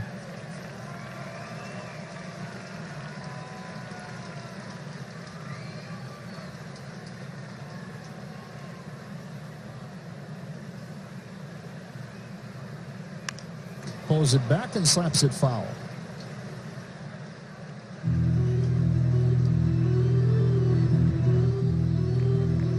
So 3 really good starts, Oral, and you could argue that the 2 most highly anticipated starts are still to come. Buehler tomorrow, Urias Monday. And 2 more after that when we get to Kershaw and Rich Hill. You're right. This is a deep rotation.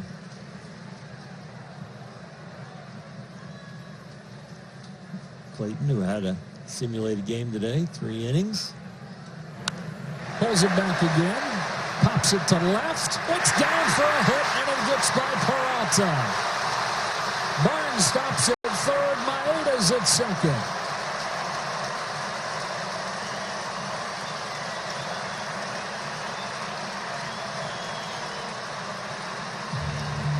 The fans here in L.A., the Dodger fans, really appreciate a pitcher that can handle the bat. They are all on their feet.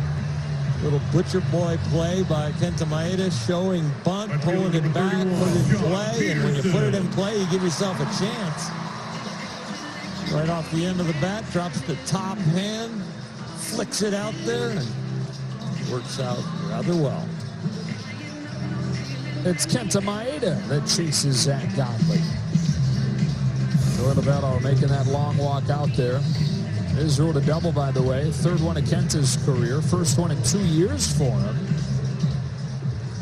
And Zach Godley kind of took one for the team to eat as much of the game as he could. Whoa, what was that one, though? Oh, watch out. Austin, Kenta. Who drew the short straw? Chris Taylor drew the short straw. He threw the wild low one, got him in the ribs. And so Godley leads. Runners in second and third, his responsibility. Hands it off to Matt Cook, who went 4 1/3 on opening day, and those 5 runs were given up on homers. Dodgers hit 4 against Greinke, then they hit 4 against Cook, who, like Godley tonight, kind of wore it for the betterment of the team. Trying to set him up for that weekend, for the full weekend, by going the final 4 1/3 of that game. Jock Peterson, the hitter, yet to be retired tonight.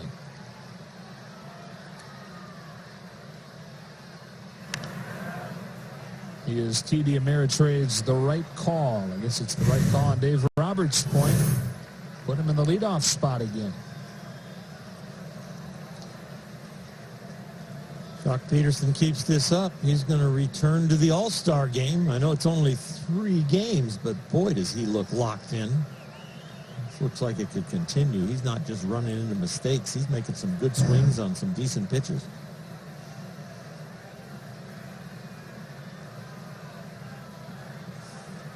Infield pulled in. Some bigger holes for him. Here comes Cook with an 0-1. Peterson grounds it off himself. Strike 2.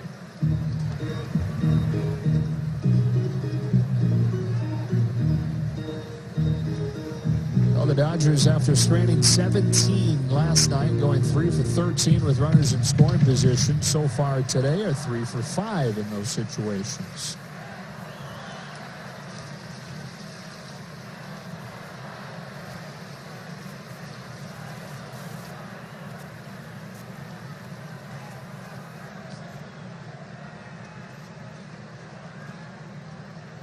Nothing in 2. Here comes Cook. Down by Avila. And ball 1.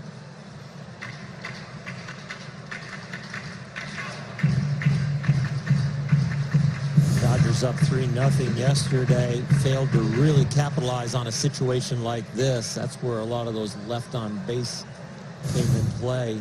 Really could have put the game away. And right here, Jock, as hot as he is, second and third, 1 out. Infield in.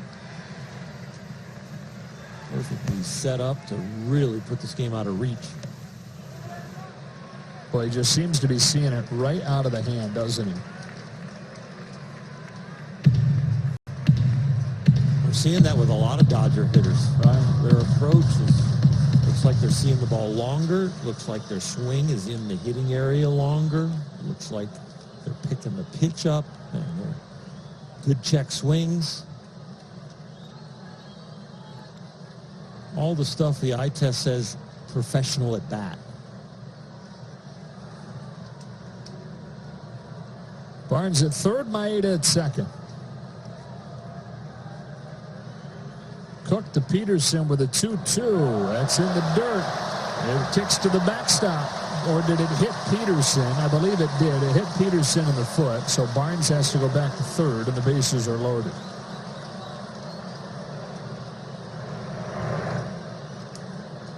Not sure Jock wanted it to hit his foot. I think he liked to hit with man on third and 1 out. Let this just be a wild pitch, but looks like it gets the top of his shoe, maybe his left big toe. Number 5, Corey Seager. Didn't hurt a lot because he didn't move at all. Just grazed the top of his shoe. There's a little reaction. Second time Seager's come up tonight with the bases loaded. Dribbled one in front of the plate his first time. Zach Godley came home with it for the force out. Overall, Corey's 0 for 3.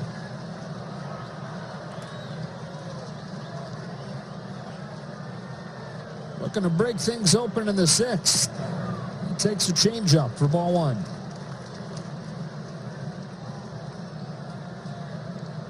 Having so much fun being back in a Dodger uniform, being back on a major league field. That was torture for him to go through last year and have to watch from afar.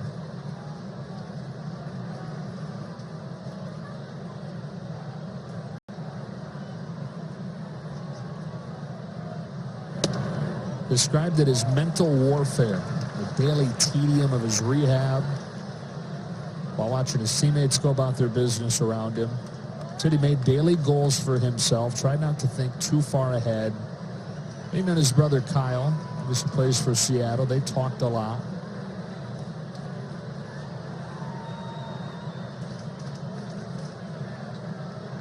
Dangerous situation for Matt Cook to be in.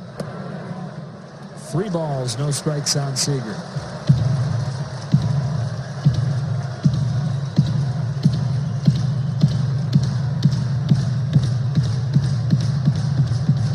Seager and Turner, you don't see a lot of huffing and puffing and grinding these big at bats. They are so calm.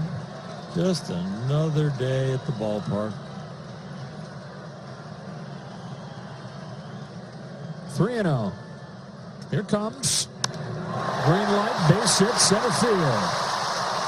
There goes station to station. And an RBI single from Corey Seager that makes it 7-2.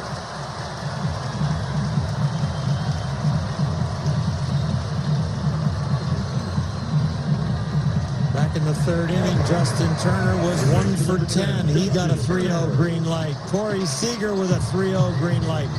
Both of them, the same kind of makeup, the same kind of poise, both base hits right back up the middle. Nothing special, don't do anything extra, just put a good swing on it. Still loaded, still just 1 out. And the aforementioned Justin Turner stands in.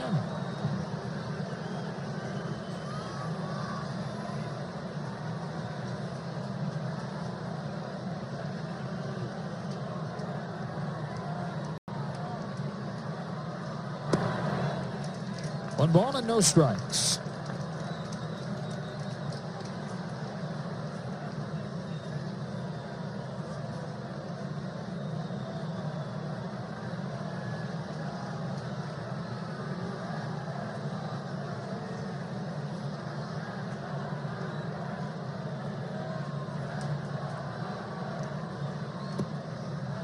Two and 0.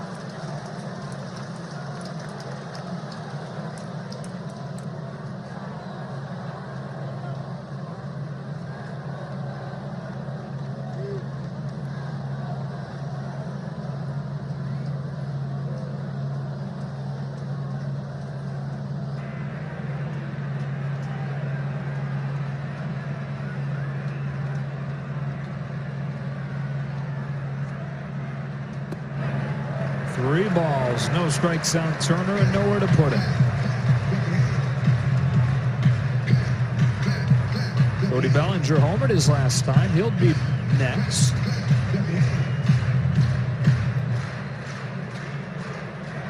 Turner and the Dodgers really trying to open the floodgates here in the 6th. Give some breathing room to the bullpen, which has had its issues over the first 2 days. Has been heavily used. Green light if he wants it. Instead, he'll take ball 4 to bring home another run.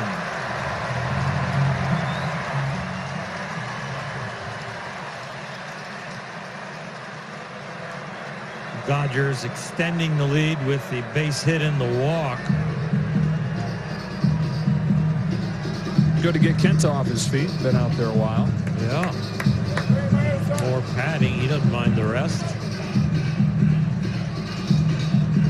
But the lead was built by Cody Bellinger. Takes a good change up right there. Doesn't offer the one away. A breaking ball. But here he goes with the sinker and then the breaking ball up. Laid off the pitcher's pitches. It ended up depositing that one 398 feet away.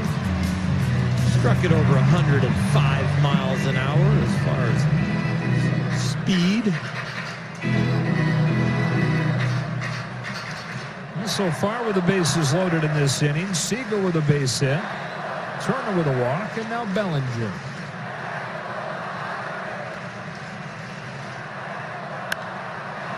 drives it out, foul. Now, Bellinger last year, out of his 25 home runs, just one was off a curveball. The home run of the 5th off curveball. So he's already matched that total.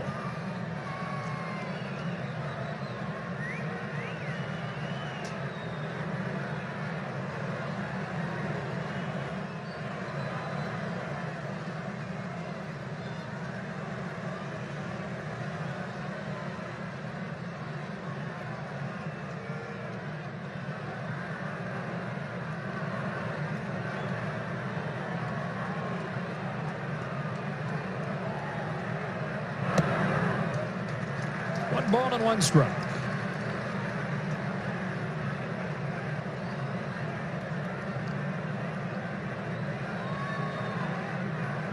Dodgers with 9 hits tonight, and almost half of them are up the middle or to the opposite field. They're using the whole field. A very good approach right from the first inning.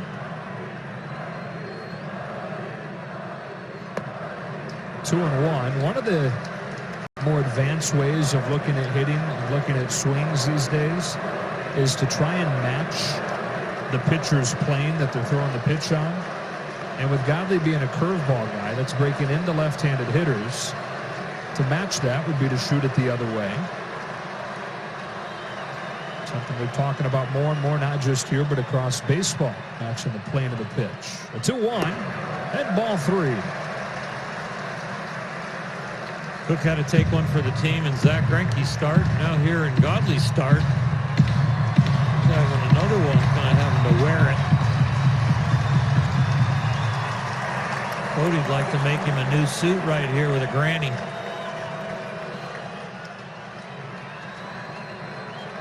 Never heard that one before. He's wearing it out there. So. Okay.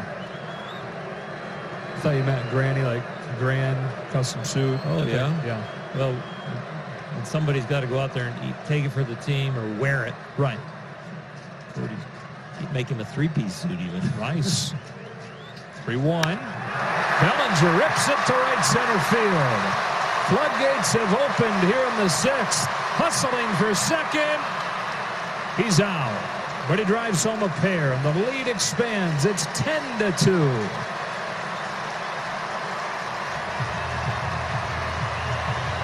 Third hit for Bellinger. He's driven in 4 tonight.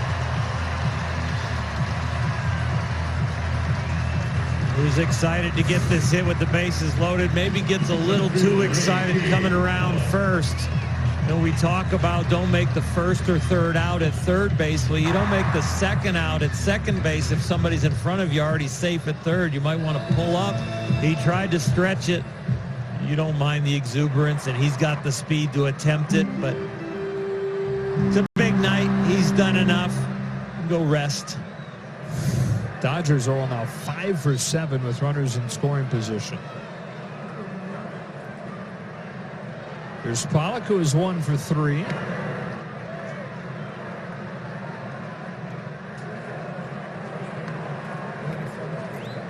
So they've reached double digits in 2 of the first 3 contests.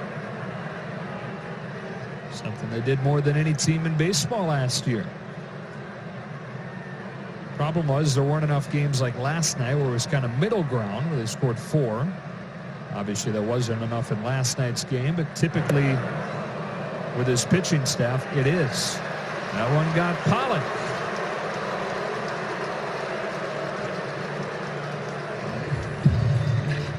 No malice to these hit batters. John Peterson got one off the toe. It was just kind of a pull breaking ball. Pollock gets it off the edge of the elbow guard. Chris Taylor got one because of Godley's wildness.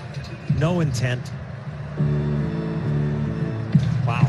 Only 5 strikes out of his 20 pitches. That is upside down. What you're looking for as a pitcher. Second time tonight they've batted around.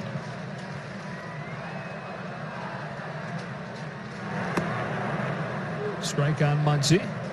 Batted around in the 4-run third. They've batted around here in the 4-run 6th. Well, Muncy's got him at the corners with 2 out. There's a couple guys that love talking baseball there, huh? Dino Ebel and Justin Turner.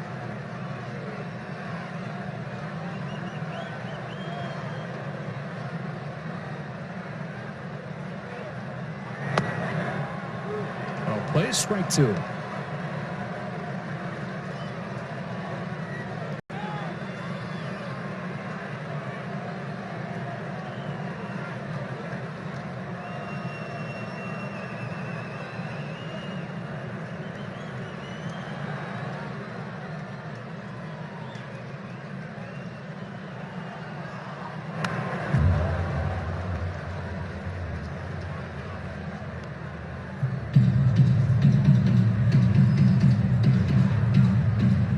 Down in San Diego right now, the Giants lead the Padres 3-2. Padres trying to come from behind and start 3-0 for the first time since their pennant-winning season of 1984.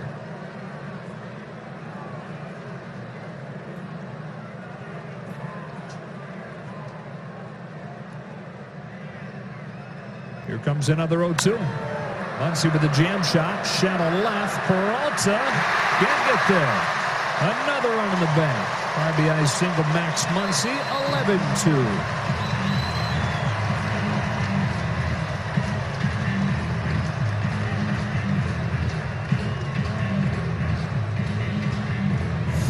11-2. All the frustration of leaving men on base last night.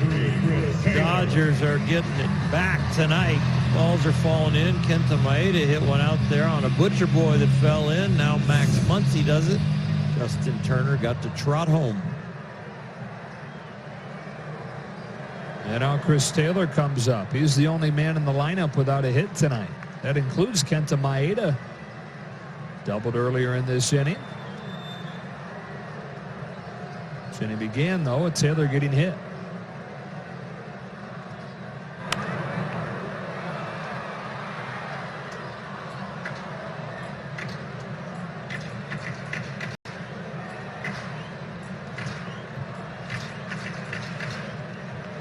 Rockies suffered their first loss earlier, 7-3. Marlins won.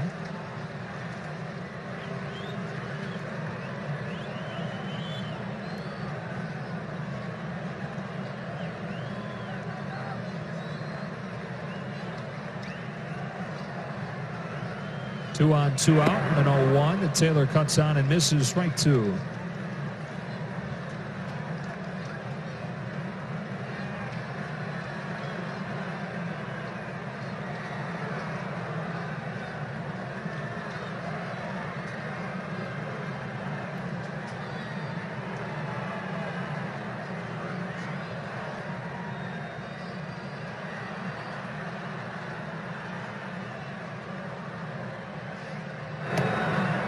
Cook gets Taylor, and that ends the inning. But another big one for the Dodgers. A 5 spot in the 6th. Top of the 7th. Dodgers up 11-2. We talked earlier about Clayton Kershaw and his process getting back on the mound. Rich Hill to Clayton Kershaw's left, also making good progress on a daily basis after dealing with that left knee strain. Rich Hill no longer really necessarily needing to wear the brace that he had been wearing it. He has been able to keep his arm activated. And Dave Roberts earlier today, guys, said that Rich Hill likely will throw a 30-pitch bullpen session early next week. I had a quick conversation with Rich. He said everything's going in the right direction. He's feeling good, and he's chomping at the bit to get back. All right, Alana, Dodgers can't wait to have him. And Kershaw. Kenta Maeda, first Dodgers starter this year to pitch into the 7th. And misses with his first offering. Got some defensive changes for you. Verdugo comes in for Pollock in center. Freeze to first. That moves Muncy to second. Taylor over to short. And Seager off his feet. Adam Jones leading off this inning. 2 balls and no strikes. On 11-2 games, Dave Roberts likes to get the guys that are not in there, get them some reps, get some rest to the guys that started the game, but especially with a day game after a night game tomorrow. Here he takes a look at his lineup card, and they plot that out days in advance, series in advance of who he's expecting to play and how much workload and rest. Knowing who he's going to play tomorrow and what the lineup looks like, he starts to maneuver in this one with the 11-2 lead.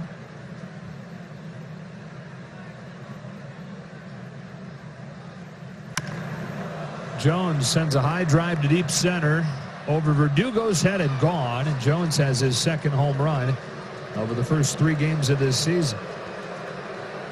He keeps this up, it's going to be quite a bargain. And he's producing at a clip right now that he could make like $20 million a year, and he's making under $5 million this year. Late signee. He's hit some good pitches, and he's not missed some bad pitches. And now all 4 runs Dodgers starting pitchers have allowed this year have been on solo shots.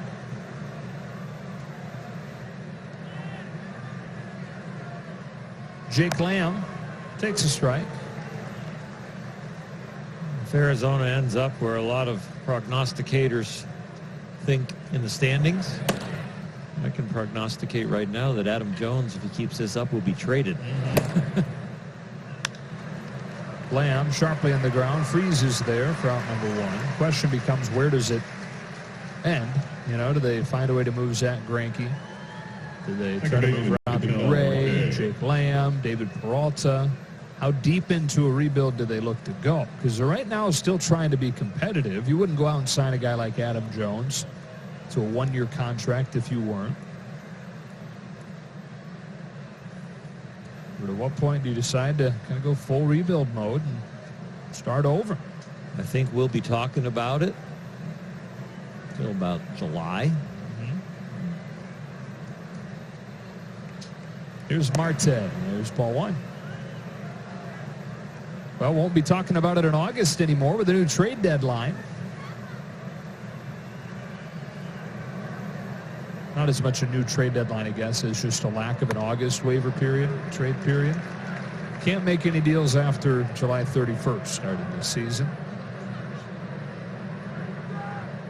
So you're going to have to decide earlier in some cases whether you're going for it or you're rebuilding or you're standing pat.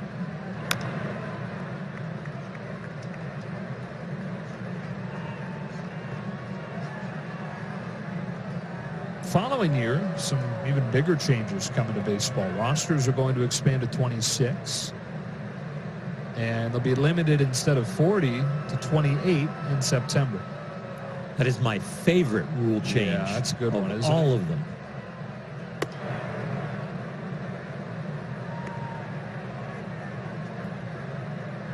Just the games in September are different than the rest of the year.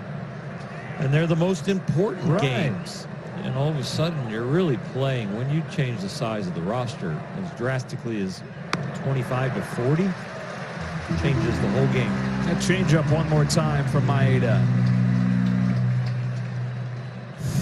Shortstop number 13, Nick Allen. Is it really a changeup if you end up throwing more of them than your fastball? Is the fastball the changeup? Right. It's almost dead even tonight.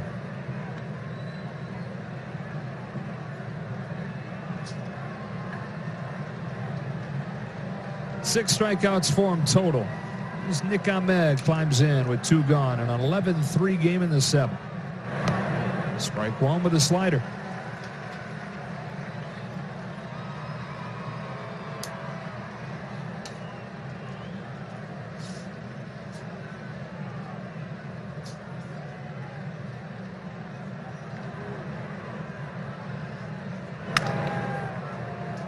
Got in on him for strike 2. Broke his bat. We were talking earlier about all the adjustments Kenta Maeda has had to make since coming over from Japan. The difference is not just in the culture, but in the game. Said his favorite difference is the standing ovation that he gets after a great outing here in the majors, where in Japan it's constant cheering. They got the bands playing and everything, and reaction from the crowd if you don't do great is not much here. So he loves the fact that you really earn those ovations and those big cheers here. So the first time he walked off to a standing ovation, and even still now when he walks off to a good hand, he smiles and thinks to himself, this is what baseball in America is all about.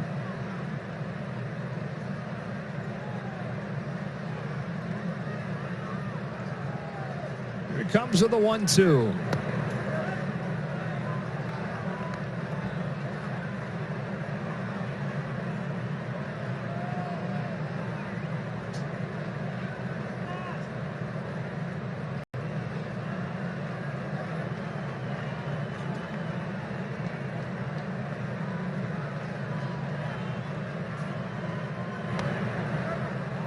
Ahmed twice laying off the changeup. Count goes full. 105 pitches deep.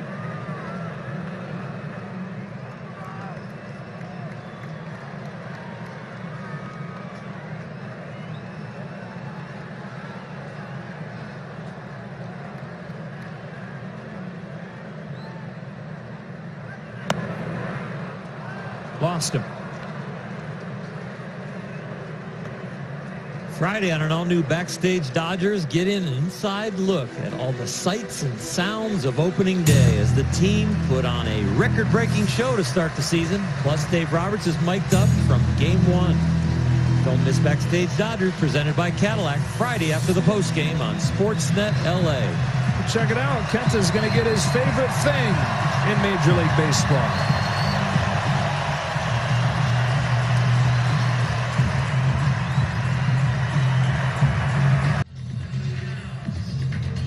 There you go. Almost as many changeups as fastballs tonight as Kenta Maeda goes 6 2/3. 3 runs on the line right now. The man at first is responsibility. Brock Stewart will come and try and close the book for him. Well, Brock trying to throw the ball a little bit better, not get dinged up by giving up the hard hit balls. Still working a little bit on his delivery so he can be more consistent, and of course still trying to find a better breaking ball. Saw those 3 runs that he allowed on opening day in just 2 innings of work. Alex Avila, the man to greet him, takes strike 1.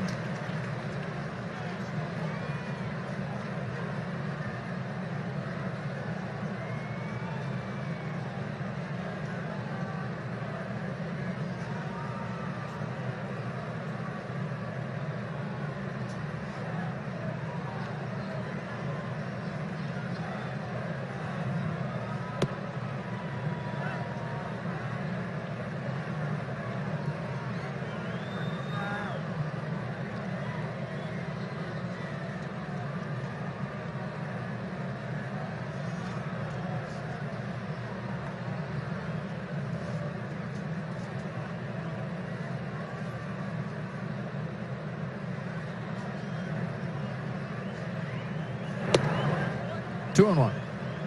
Hey, Chris Woodward's Rangers have rallied, looking for the first win of the Chris Woodward era against the Cubs. 5 late runs there. They lead the Cubs 8-6 in the 8th inning.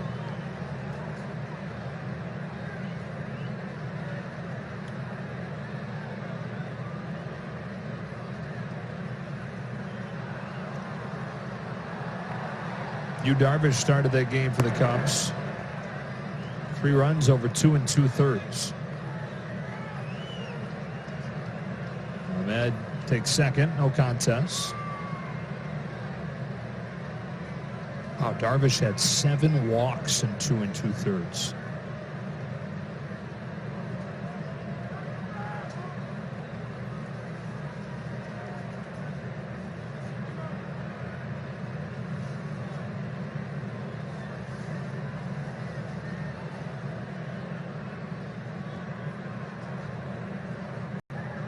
There have been 19 walks total in that game.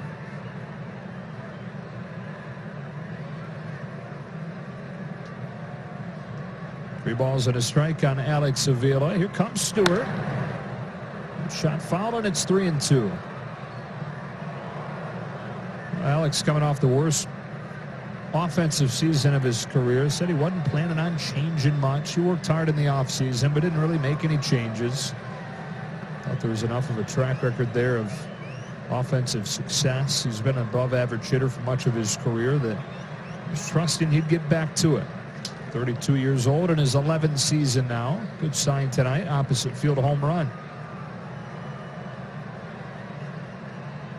He waits on a 3-2 from Stewart.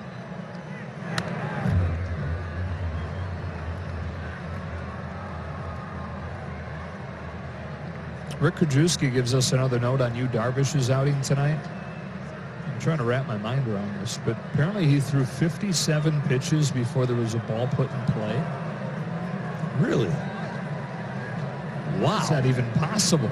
That's got to be a record. Yeah, I was going to say, it's got to be a record. Wonder how far back pitch-by-pitch records like that go.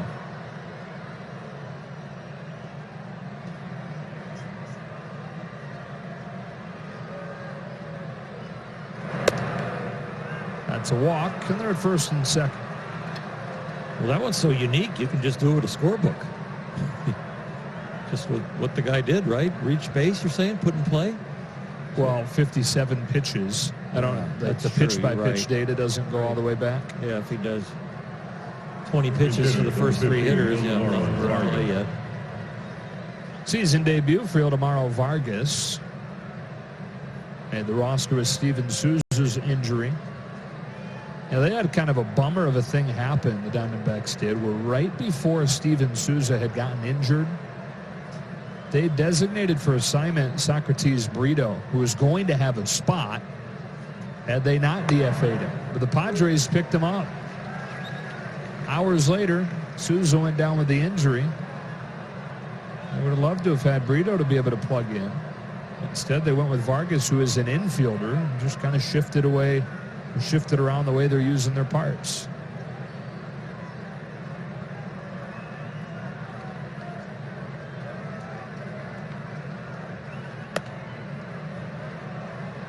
One. I don't know if I've ever seen this before with Brock, and I might be wrong, but when he comes set, he stares over at third base, and he doesn't pick up the target again until he starts to lift his kick leg. Usually people glance back in, or checking the runner, and then quickly picking up the target. And he stares at third, starts to move, looks down at his shoulder, and then looks for the target. And if you're struggling with command, I think you'd want to get a little bit more information. You know, with a man on second, a lot of times I look in, get a good mental image of where I'm going to throw the ball, look back, check the runner, and sometimes start the delivery while looking back. But developing a really good mental picture right here where he is. So in his mind's eye, he's got what he wants to do with the ball, where he's going. Vargas sends a fly ball to right field. Bellinger's there, leaning over. Diamondbacks get one, but that's all. And we stretch in an 11. Dodgers baseball is brought to you by Carl's Jr., the Charbroiled Beyond Famous Star. Only at Carl's Jr., where the food is the star. A shot of opening day 1962. They opened Dodger Stadium in front of a sellout crowd. We got a position player pitching, John Ryan Murphy. That pitch floated up there, and I thought to myself, wait a minute, that's not Matt Cook anymore, unless he's got an ephus now. Is he grabbing it like a knuckleball? Oh, he might be. Try and get a close-up of the grip as he comes through.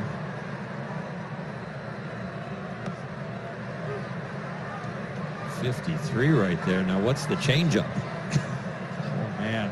Rolled up there. It looks easy, but it's a lot different to wait that long. Barnes takes the walk.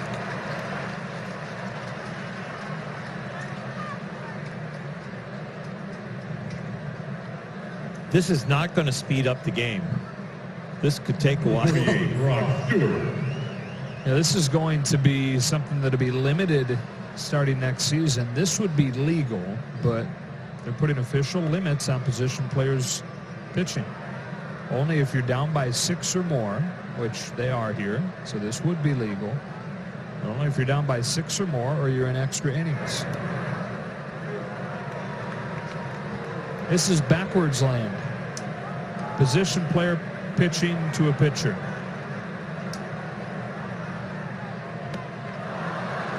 Brock Stewart, a former very talented infielder, though. So he can swing it some. They're getting a kick out of it, aren't they?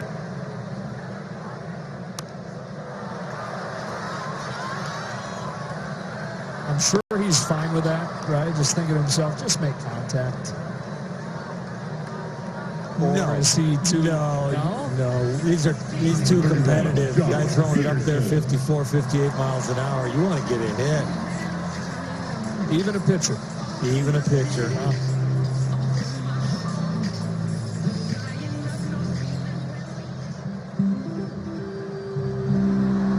Unique challenge for Jock Peterson here has reached all 4 times tonight. Home run, walk, single, and he was hit by a pitch.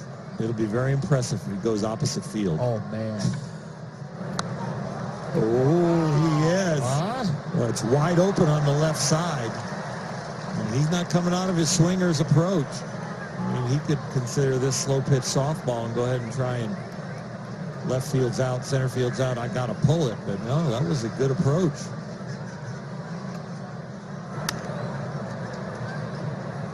That one he had to pull, it was like almost at his right shoulder.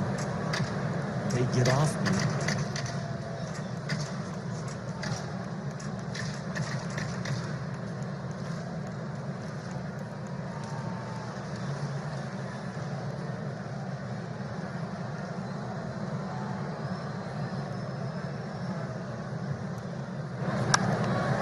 Wow. Opposite field base hit on 58 miles per hour. Well, it's like soft toss. You know, the hitting coach will bring the screen that protects them when they throw BP up about 10 feet in front of home plate and underhand toss the ball to the hitters. And the hitters are not supposed to hit the screen that's protecting the coach. They're supposed to drive it to the opposite way through the cage. Clayton Kershaw demoing what Jock did. Alex Verdugo bats and takes a strike.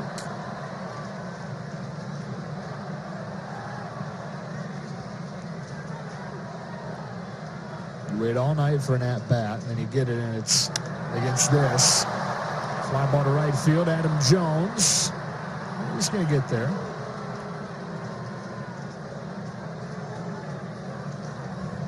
It's an embarrassing jog back to the bench. Get ready for people to kind of jab you a little bit. Oh, because they'll look for any opportunity they can with Alex Verdugo. Still the new kid on the block in a lot of ways.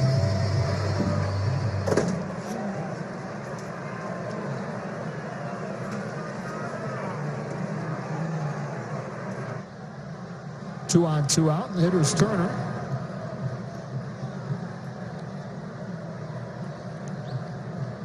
Talk about swings matching the plane of the pitch. Guys should be taking golf swings right now. Turner hits it by a diving Vargas into left.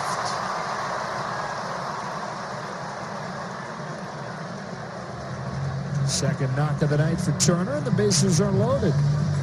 Dino Evo going up the line again, calling off the jam, put a stop sign on. Enough runs out there, you don't run into a collision right here. Justin Turner doesn't need the RBI. The Dodgers need Austin Barnes to be healthy. You know, comes down the line and says 11-3, just hold right there.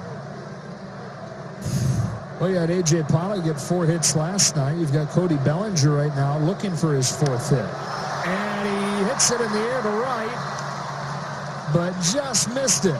Needed a little more power on the pitch. 11. Dodger fans, do you know a standout high school senior athlete? Then nominate them for a chance to be named a Spectrum Sports Championship Drive Scholar Athlete presented by Shakey's Pizza. And they will receive a $2,500 college scholarship. Go to SpectrumChamp.com now for more information. Another inning for Brock Stewart. Trying to refine some things here in the early season. Top of the Diamondbacks order, Gerard Dyson looks at strike one, and we go down to Alana. Guys, you were just talking about the embarrassing walk into the dugout for Alex Verdugo after not being able to do anything against a position player pitching. And earlier today, Alex Verdugo was kind of the brunt of some of that teasing that you guys were just talking about. Scott Alexander came up to him when I was about to ask him for an interview in the clubhouse. He said, hey, Kershaw's throwing a simulated game. You're supposed to be out there hitting against him. And Alex Verdugo's eyes got wide. He's like, wait a minute, I thought that was supposed to be minor leaguers. And Scott's like, no, they're looking for you. And he's like... He goes out to the dugout. Of course, he was not supposed to be hitting against Clayton Kershaw, but he was scared there for a hot second. And Alex has gone out of his way the last week or two to put in even a little bit more work, extra early work with Brant Brown and Robert Van Scoyoc. Another level of accountability for him as he tries to stick here in the majors for the first time. So, yeah, he's taking pride in being at the right place at the right time, being on time. And so Scott struck a chord there when he said that he was where he wasn't supposed to be. That's strike one to Carson Kelly, last night's hero.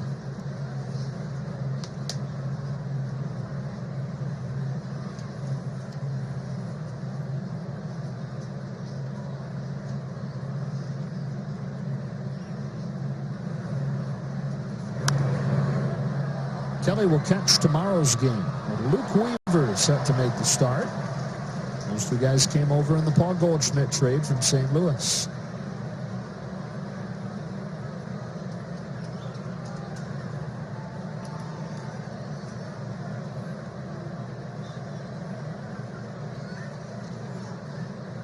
Stewart brings him in 0-2 and a ground ball foul.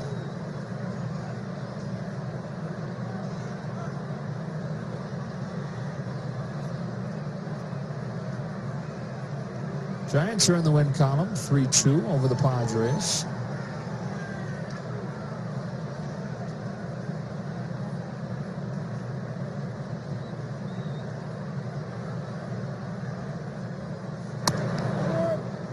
Did miss by much, 1-2. Giants coming on Monday. Drew Pomeranz is set to make his San Francisco debut in the first game of that series. Julio Urias countering for the Dodgers. Turn it back around to the top of the rotation in game 2. Ryu against Bumgarner. No matter how much the Giants may be struggling, no matter how much of a favorite the Dodgers are in the division, it's always special when those two get together. They do 19 times again this year. A full count on Kelly.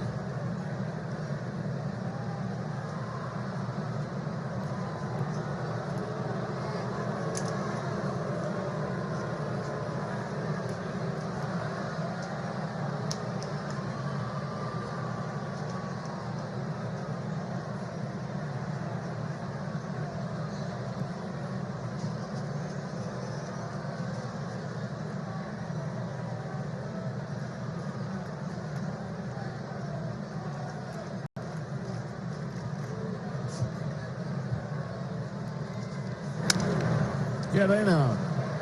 Stewart knocks it down, recovers, and throws him out.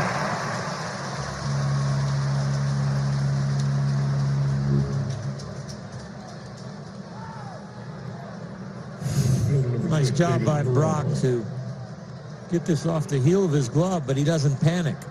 And when he looks up, sees the runner close to first base. He knows his arm strength. He will get him. Solid throw from an ex-shortstop. He did a whole lot more of that than he did pitching while he was in college.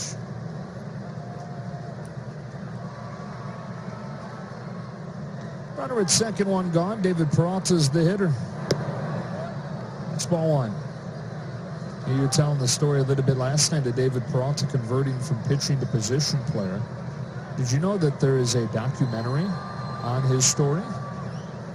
That is right up my alley. Yeah, he was a young filmmaker from Venezuela, did his senior thesis on Peralta's story, and it is now a fully featured documentary. That smashed to right center field and gone for Peralta. That thing got out in the blink of an eye.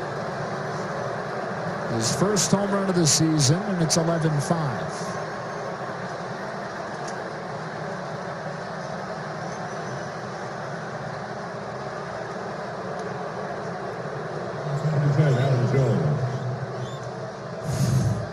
Cody Bellinger's home run tonight was 105. This is 107.4. This is a bullet.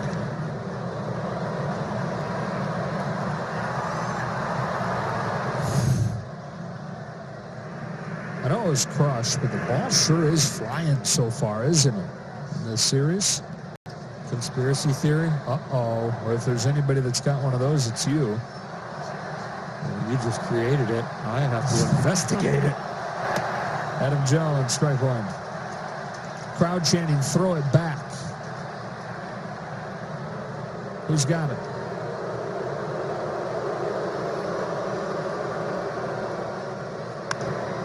What's your philosophy on that? Does he have to throw it back if he's a Dodger fan? You know, throw it back when it's like puts Diamondbacks up 4-3. They just threw it back. Oh, he did. Henry Rowengartner all the way to center field. Oh, I feel bad for him. Yeah. I don't like that. I don't either. He got a first big league souvenir possibly, and the fans tell him to throw it back. And Jones out, strikes.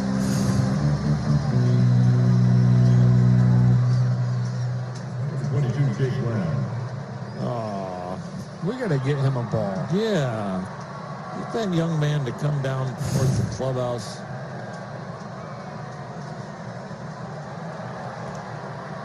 One of the guards maybe have spotted him already and maybe bring him down to the clubhouse and get him a ball. Jake Lamb, the 2 gone, takes a well-placed strike. Now, if that was a historic home run for a guy on the team, a guard would go out there and say, you know what, Cody Bellinger, Corey Seager wants to meet you and get the ball and trade you for some equipment. I believe that guy that we just got the tail end of him in a warm embrace, I'm told has paid him.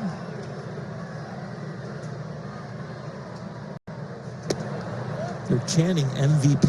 He's the most valuable player. Hundo. $100. Oh, that is very, very nice. He's fired up about it, too. Lamb reaches out, lifts the fly ball in his direction. If it's gone, I hope it's right to that kid. Even better. Caught by Verdugo. To the bottom of the 8th we go. The Dodgers 11. The Dodgers pitching a couple innings tonight. David Freese watches his first one. Missed for ball 1.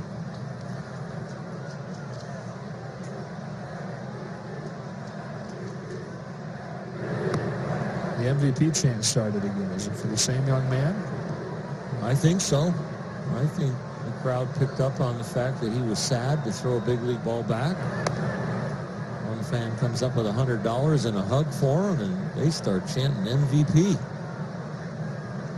Got a former World Series MVP up there leading off this inning. 3 balls, 1 strike. With Murphy's velocity, he's got plenty of time to get ready to field. Yeah. It's a leadoff walk. And we check in the studio for a preview of Access Sportsnet Dodgers, presented by your Southern California Ford dealers.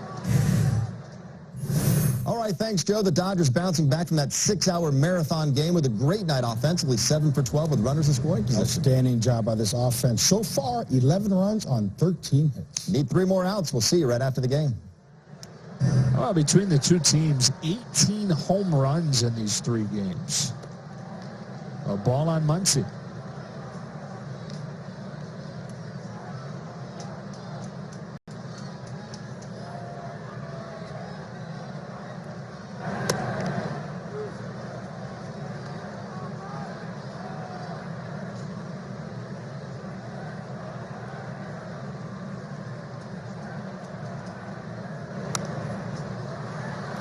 One and 2.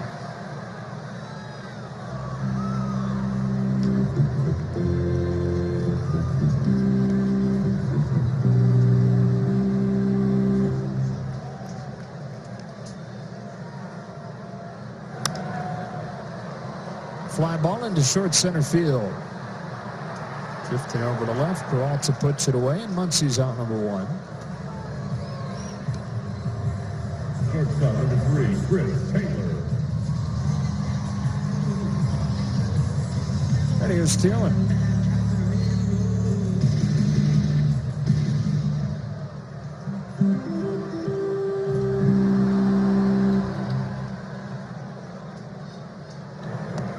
Chris looking for his first hit this season. 0 for 3 today and 0 for 6 total. So there were times last year where he just kind of felt like there was a hole in his bat. He would see the pitches. He would identify whether it was a breaking ball or a fastball. But he just wasn't on time. A series of mechanical adjustments as the year went on. Trying to tweak, trying to find the right feeling. Finds the ball to center field, right at Dyson. He got to the point, though, where he was so focused on mechanics that he kind of tied himself up. Wasn't nearly as free as he described feeling in 2017. And he said that was the best way to describe how he felt when he was at his best during that breakout season. Just free at the plate.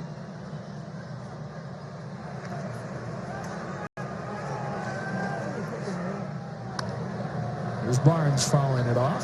It's 0-1. You got to play baseball. You can't play baseball swing. Hit golf balls on the range. You go out and play golf. First tee, you start to play golf. Barnes hooks a fly ball down the left field line. Inside the pole and gone. He doesn't care one bit whether it was against a position player or a pitcher. His second of the season. His hot start continues.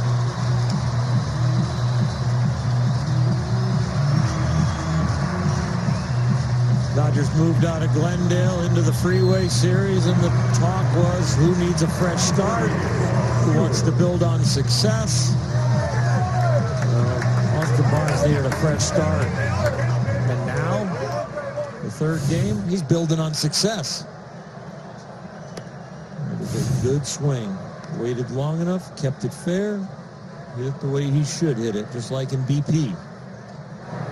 Here's Brock Stewart with a chance at redemption. You said you thought he was probably kind of ticked off popping up his last time. Some of the reactions on the Barnes home run. They know it's not easy.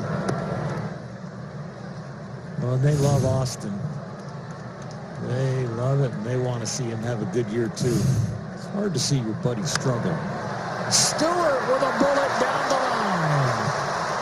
That was a screamer.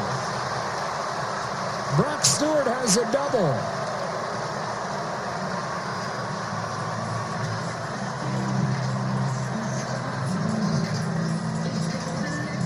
Go ahead and say it. Get the ball. They got it.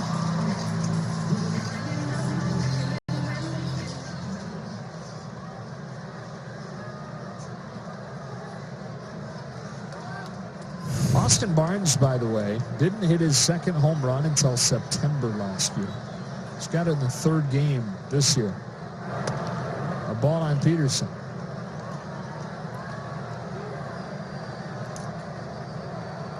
Brock Stewart, in case you had any doubt, that is his first career extra base hit.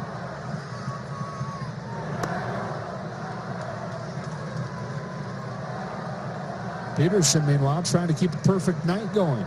Homer, walk, single, was hit by a pitch, and then another single. And I had here 3-0. He should be taking all the way here. You don't want to ruffle any feathers. He might even take right here.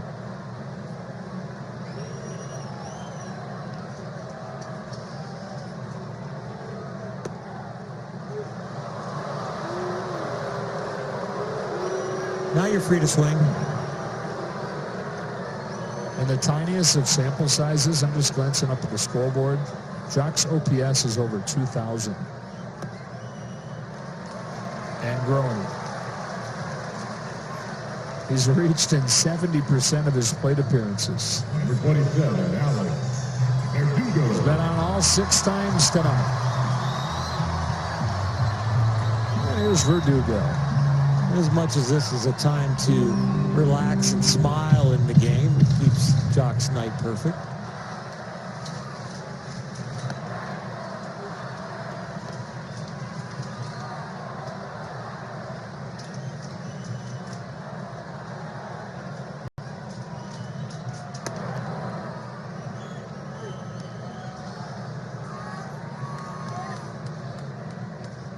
Alex looking for a little redemption.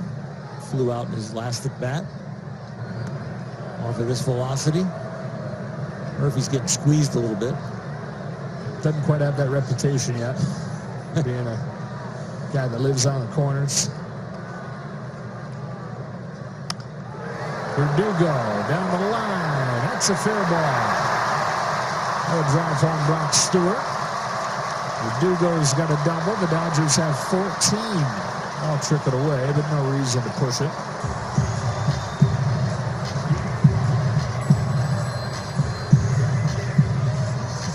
Number 10, Justin Turner.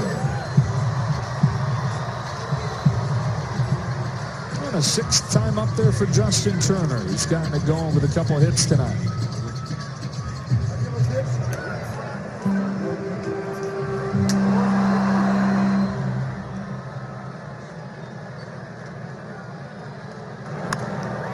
Turner back up the middle. He'll drive home 2 more. That's a 5 RBI night for Justin Turner. They're going to have to divide the Dodger offense statistics up with runs off of pitchers and runs off of catchers. An asterisk with these early stats for 3 games. Justin Turner just eases this ball up the middle, slightly to the right field side. Bellinger now down the left field line. It's slicing towards the corner and foul. Another chance for Cody to get a 4th hit.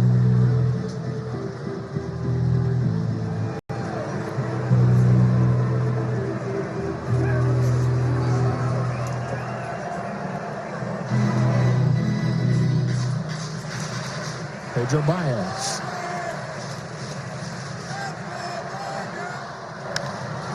Bellinger down the right field line. If it stays fair, it's gone. His second home run tonight.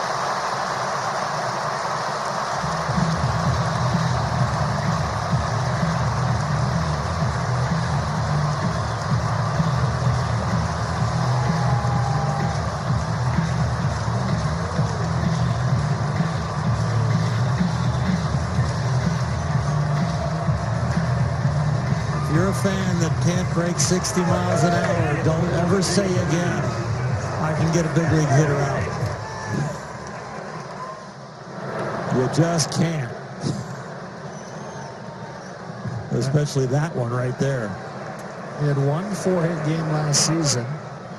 Came against Arizona. Came in the 5th game of the year. He's already got a 4-hit game this year. 3rd time tonight they've batted around. It's like a video game set on beginner right now. Freeze to left center. Well, this is not 2019, the show. It's a lot more realistic. 13, Max.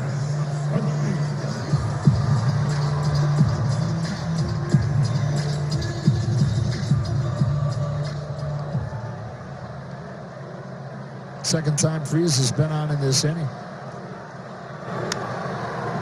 Once he hits a foul. 18 runs on 19 hits.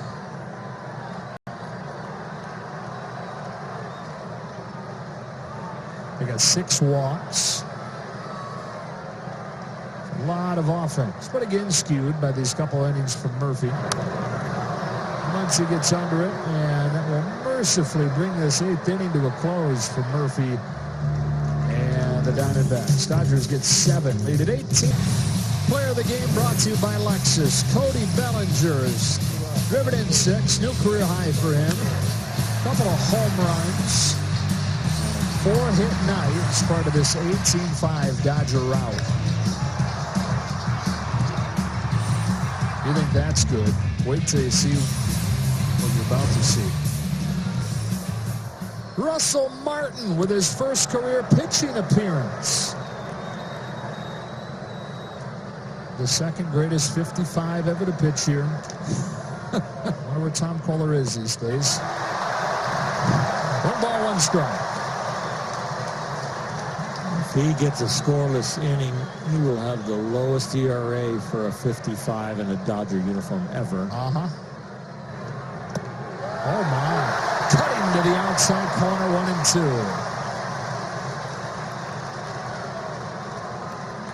1,612 Major League games. In his first pitching appearance, he gets a bouncing ball to Chris Taylor at short, 1 away.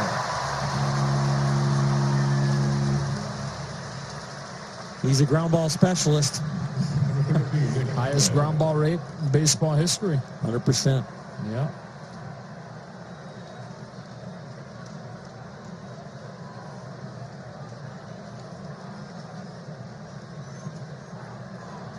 Obviously a catcher most of his major league career, but he was actually drafted as an infielder.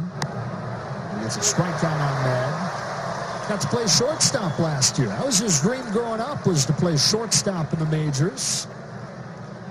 But how about pitching in the major leagues? How about giving him signs? Yeah, was that a slider? Yeah, that was breaking ball. First was like a little two-seamer, a little tail. He's touched 81. Ahmed foul. Just allowed strike 2.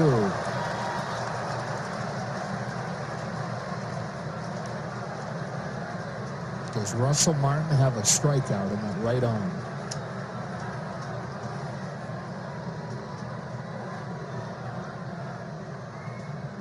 There's 1-2. Bounces short again. To it. Perfect ground ball rate. Come on, Russell, get it done. And so now the only positions he's not played over the course of his major league career, first, which is a bit of a surprise, and center. And now somebody who can relate. John Ryan Murphy comes up to hit. Diamondbacks catcher who has pitched the last 2 innings. Couple converted catchers going head-to-head. Strike 1.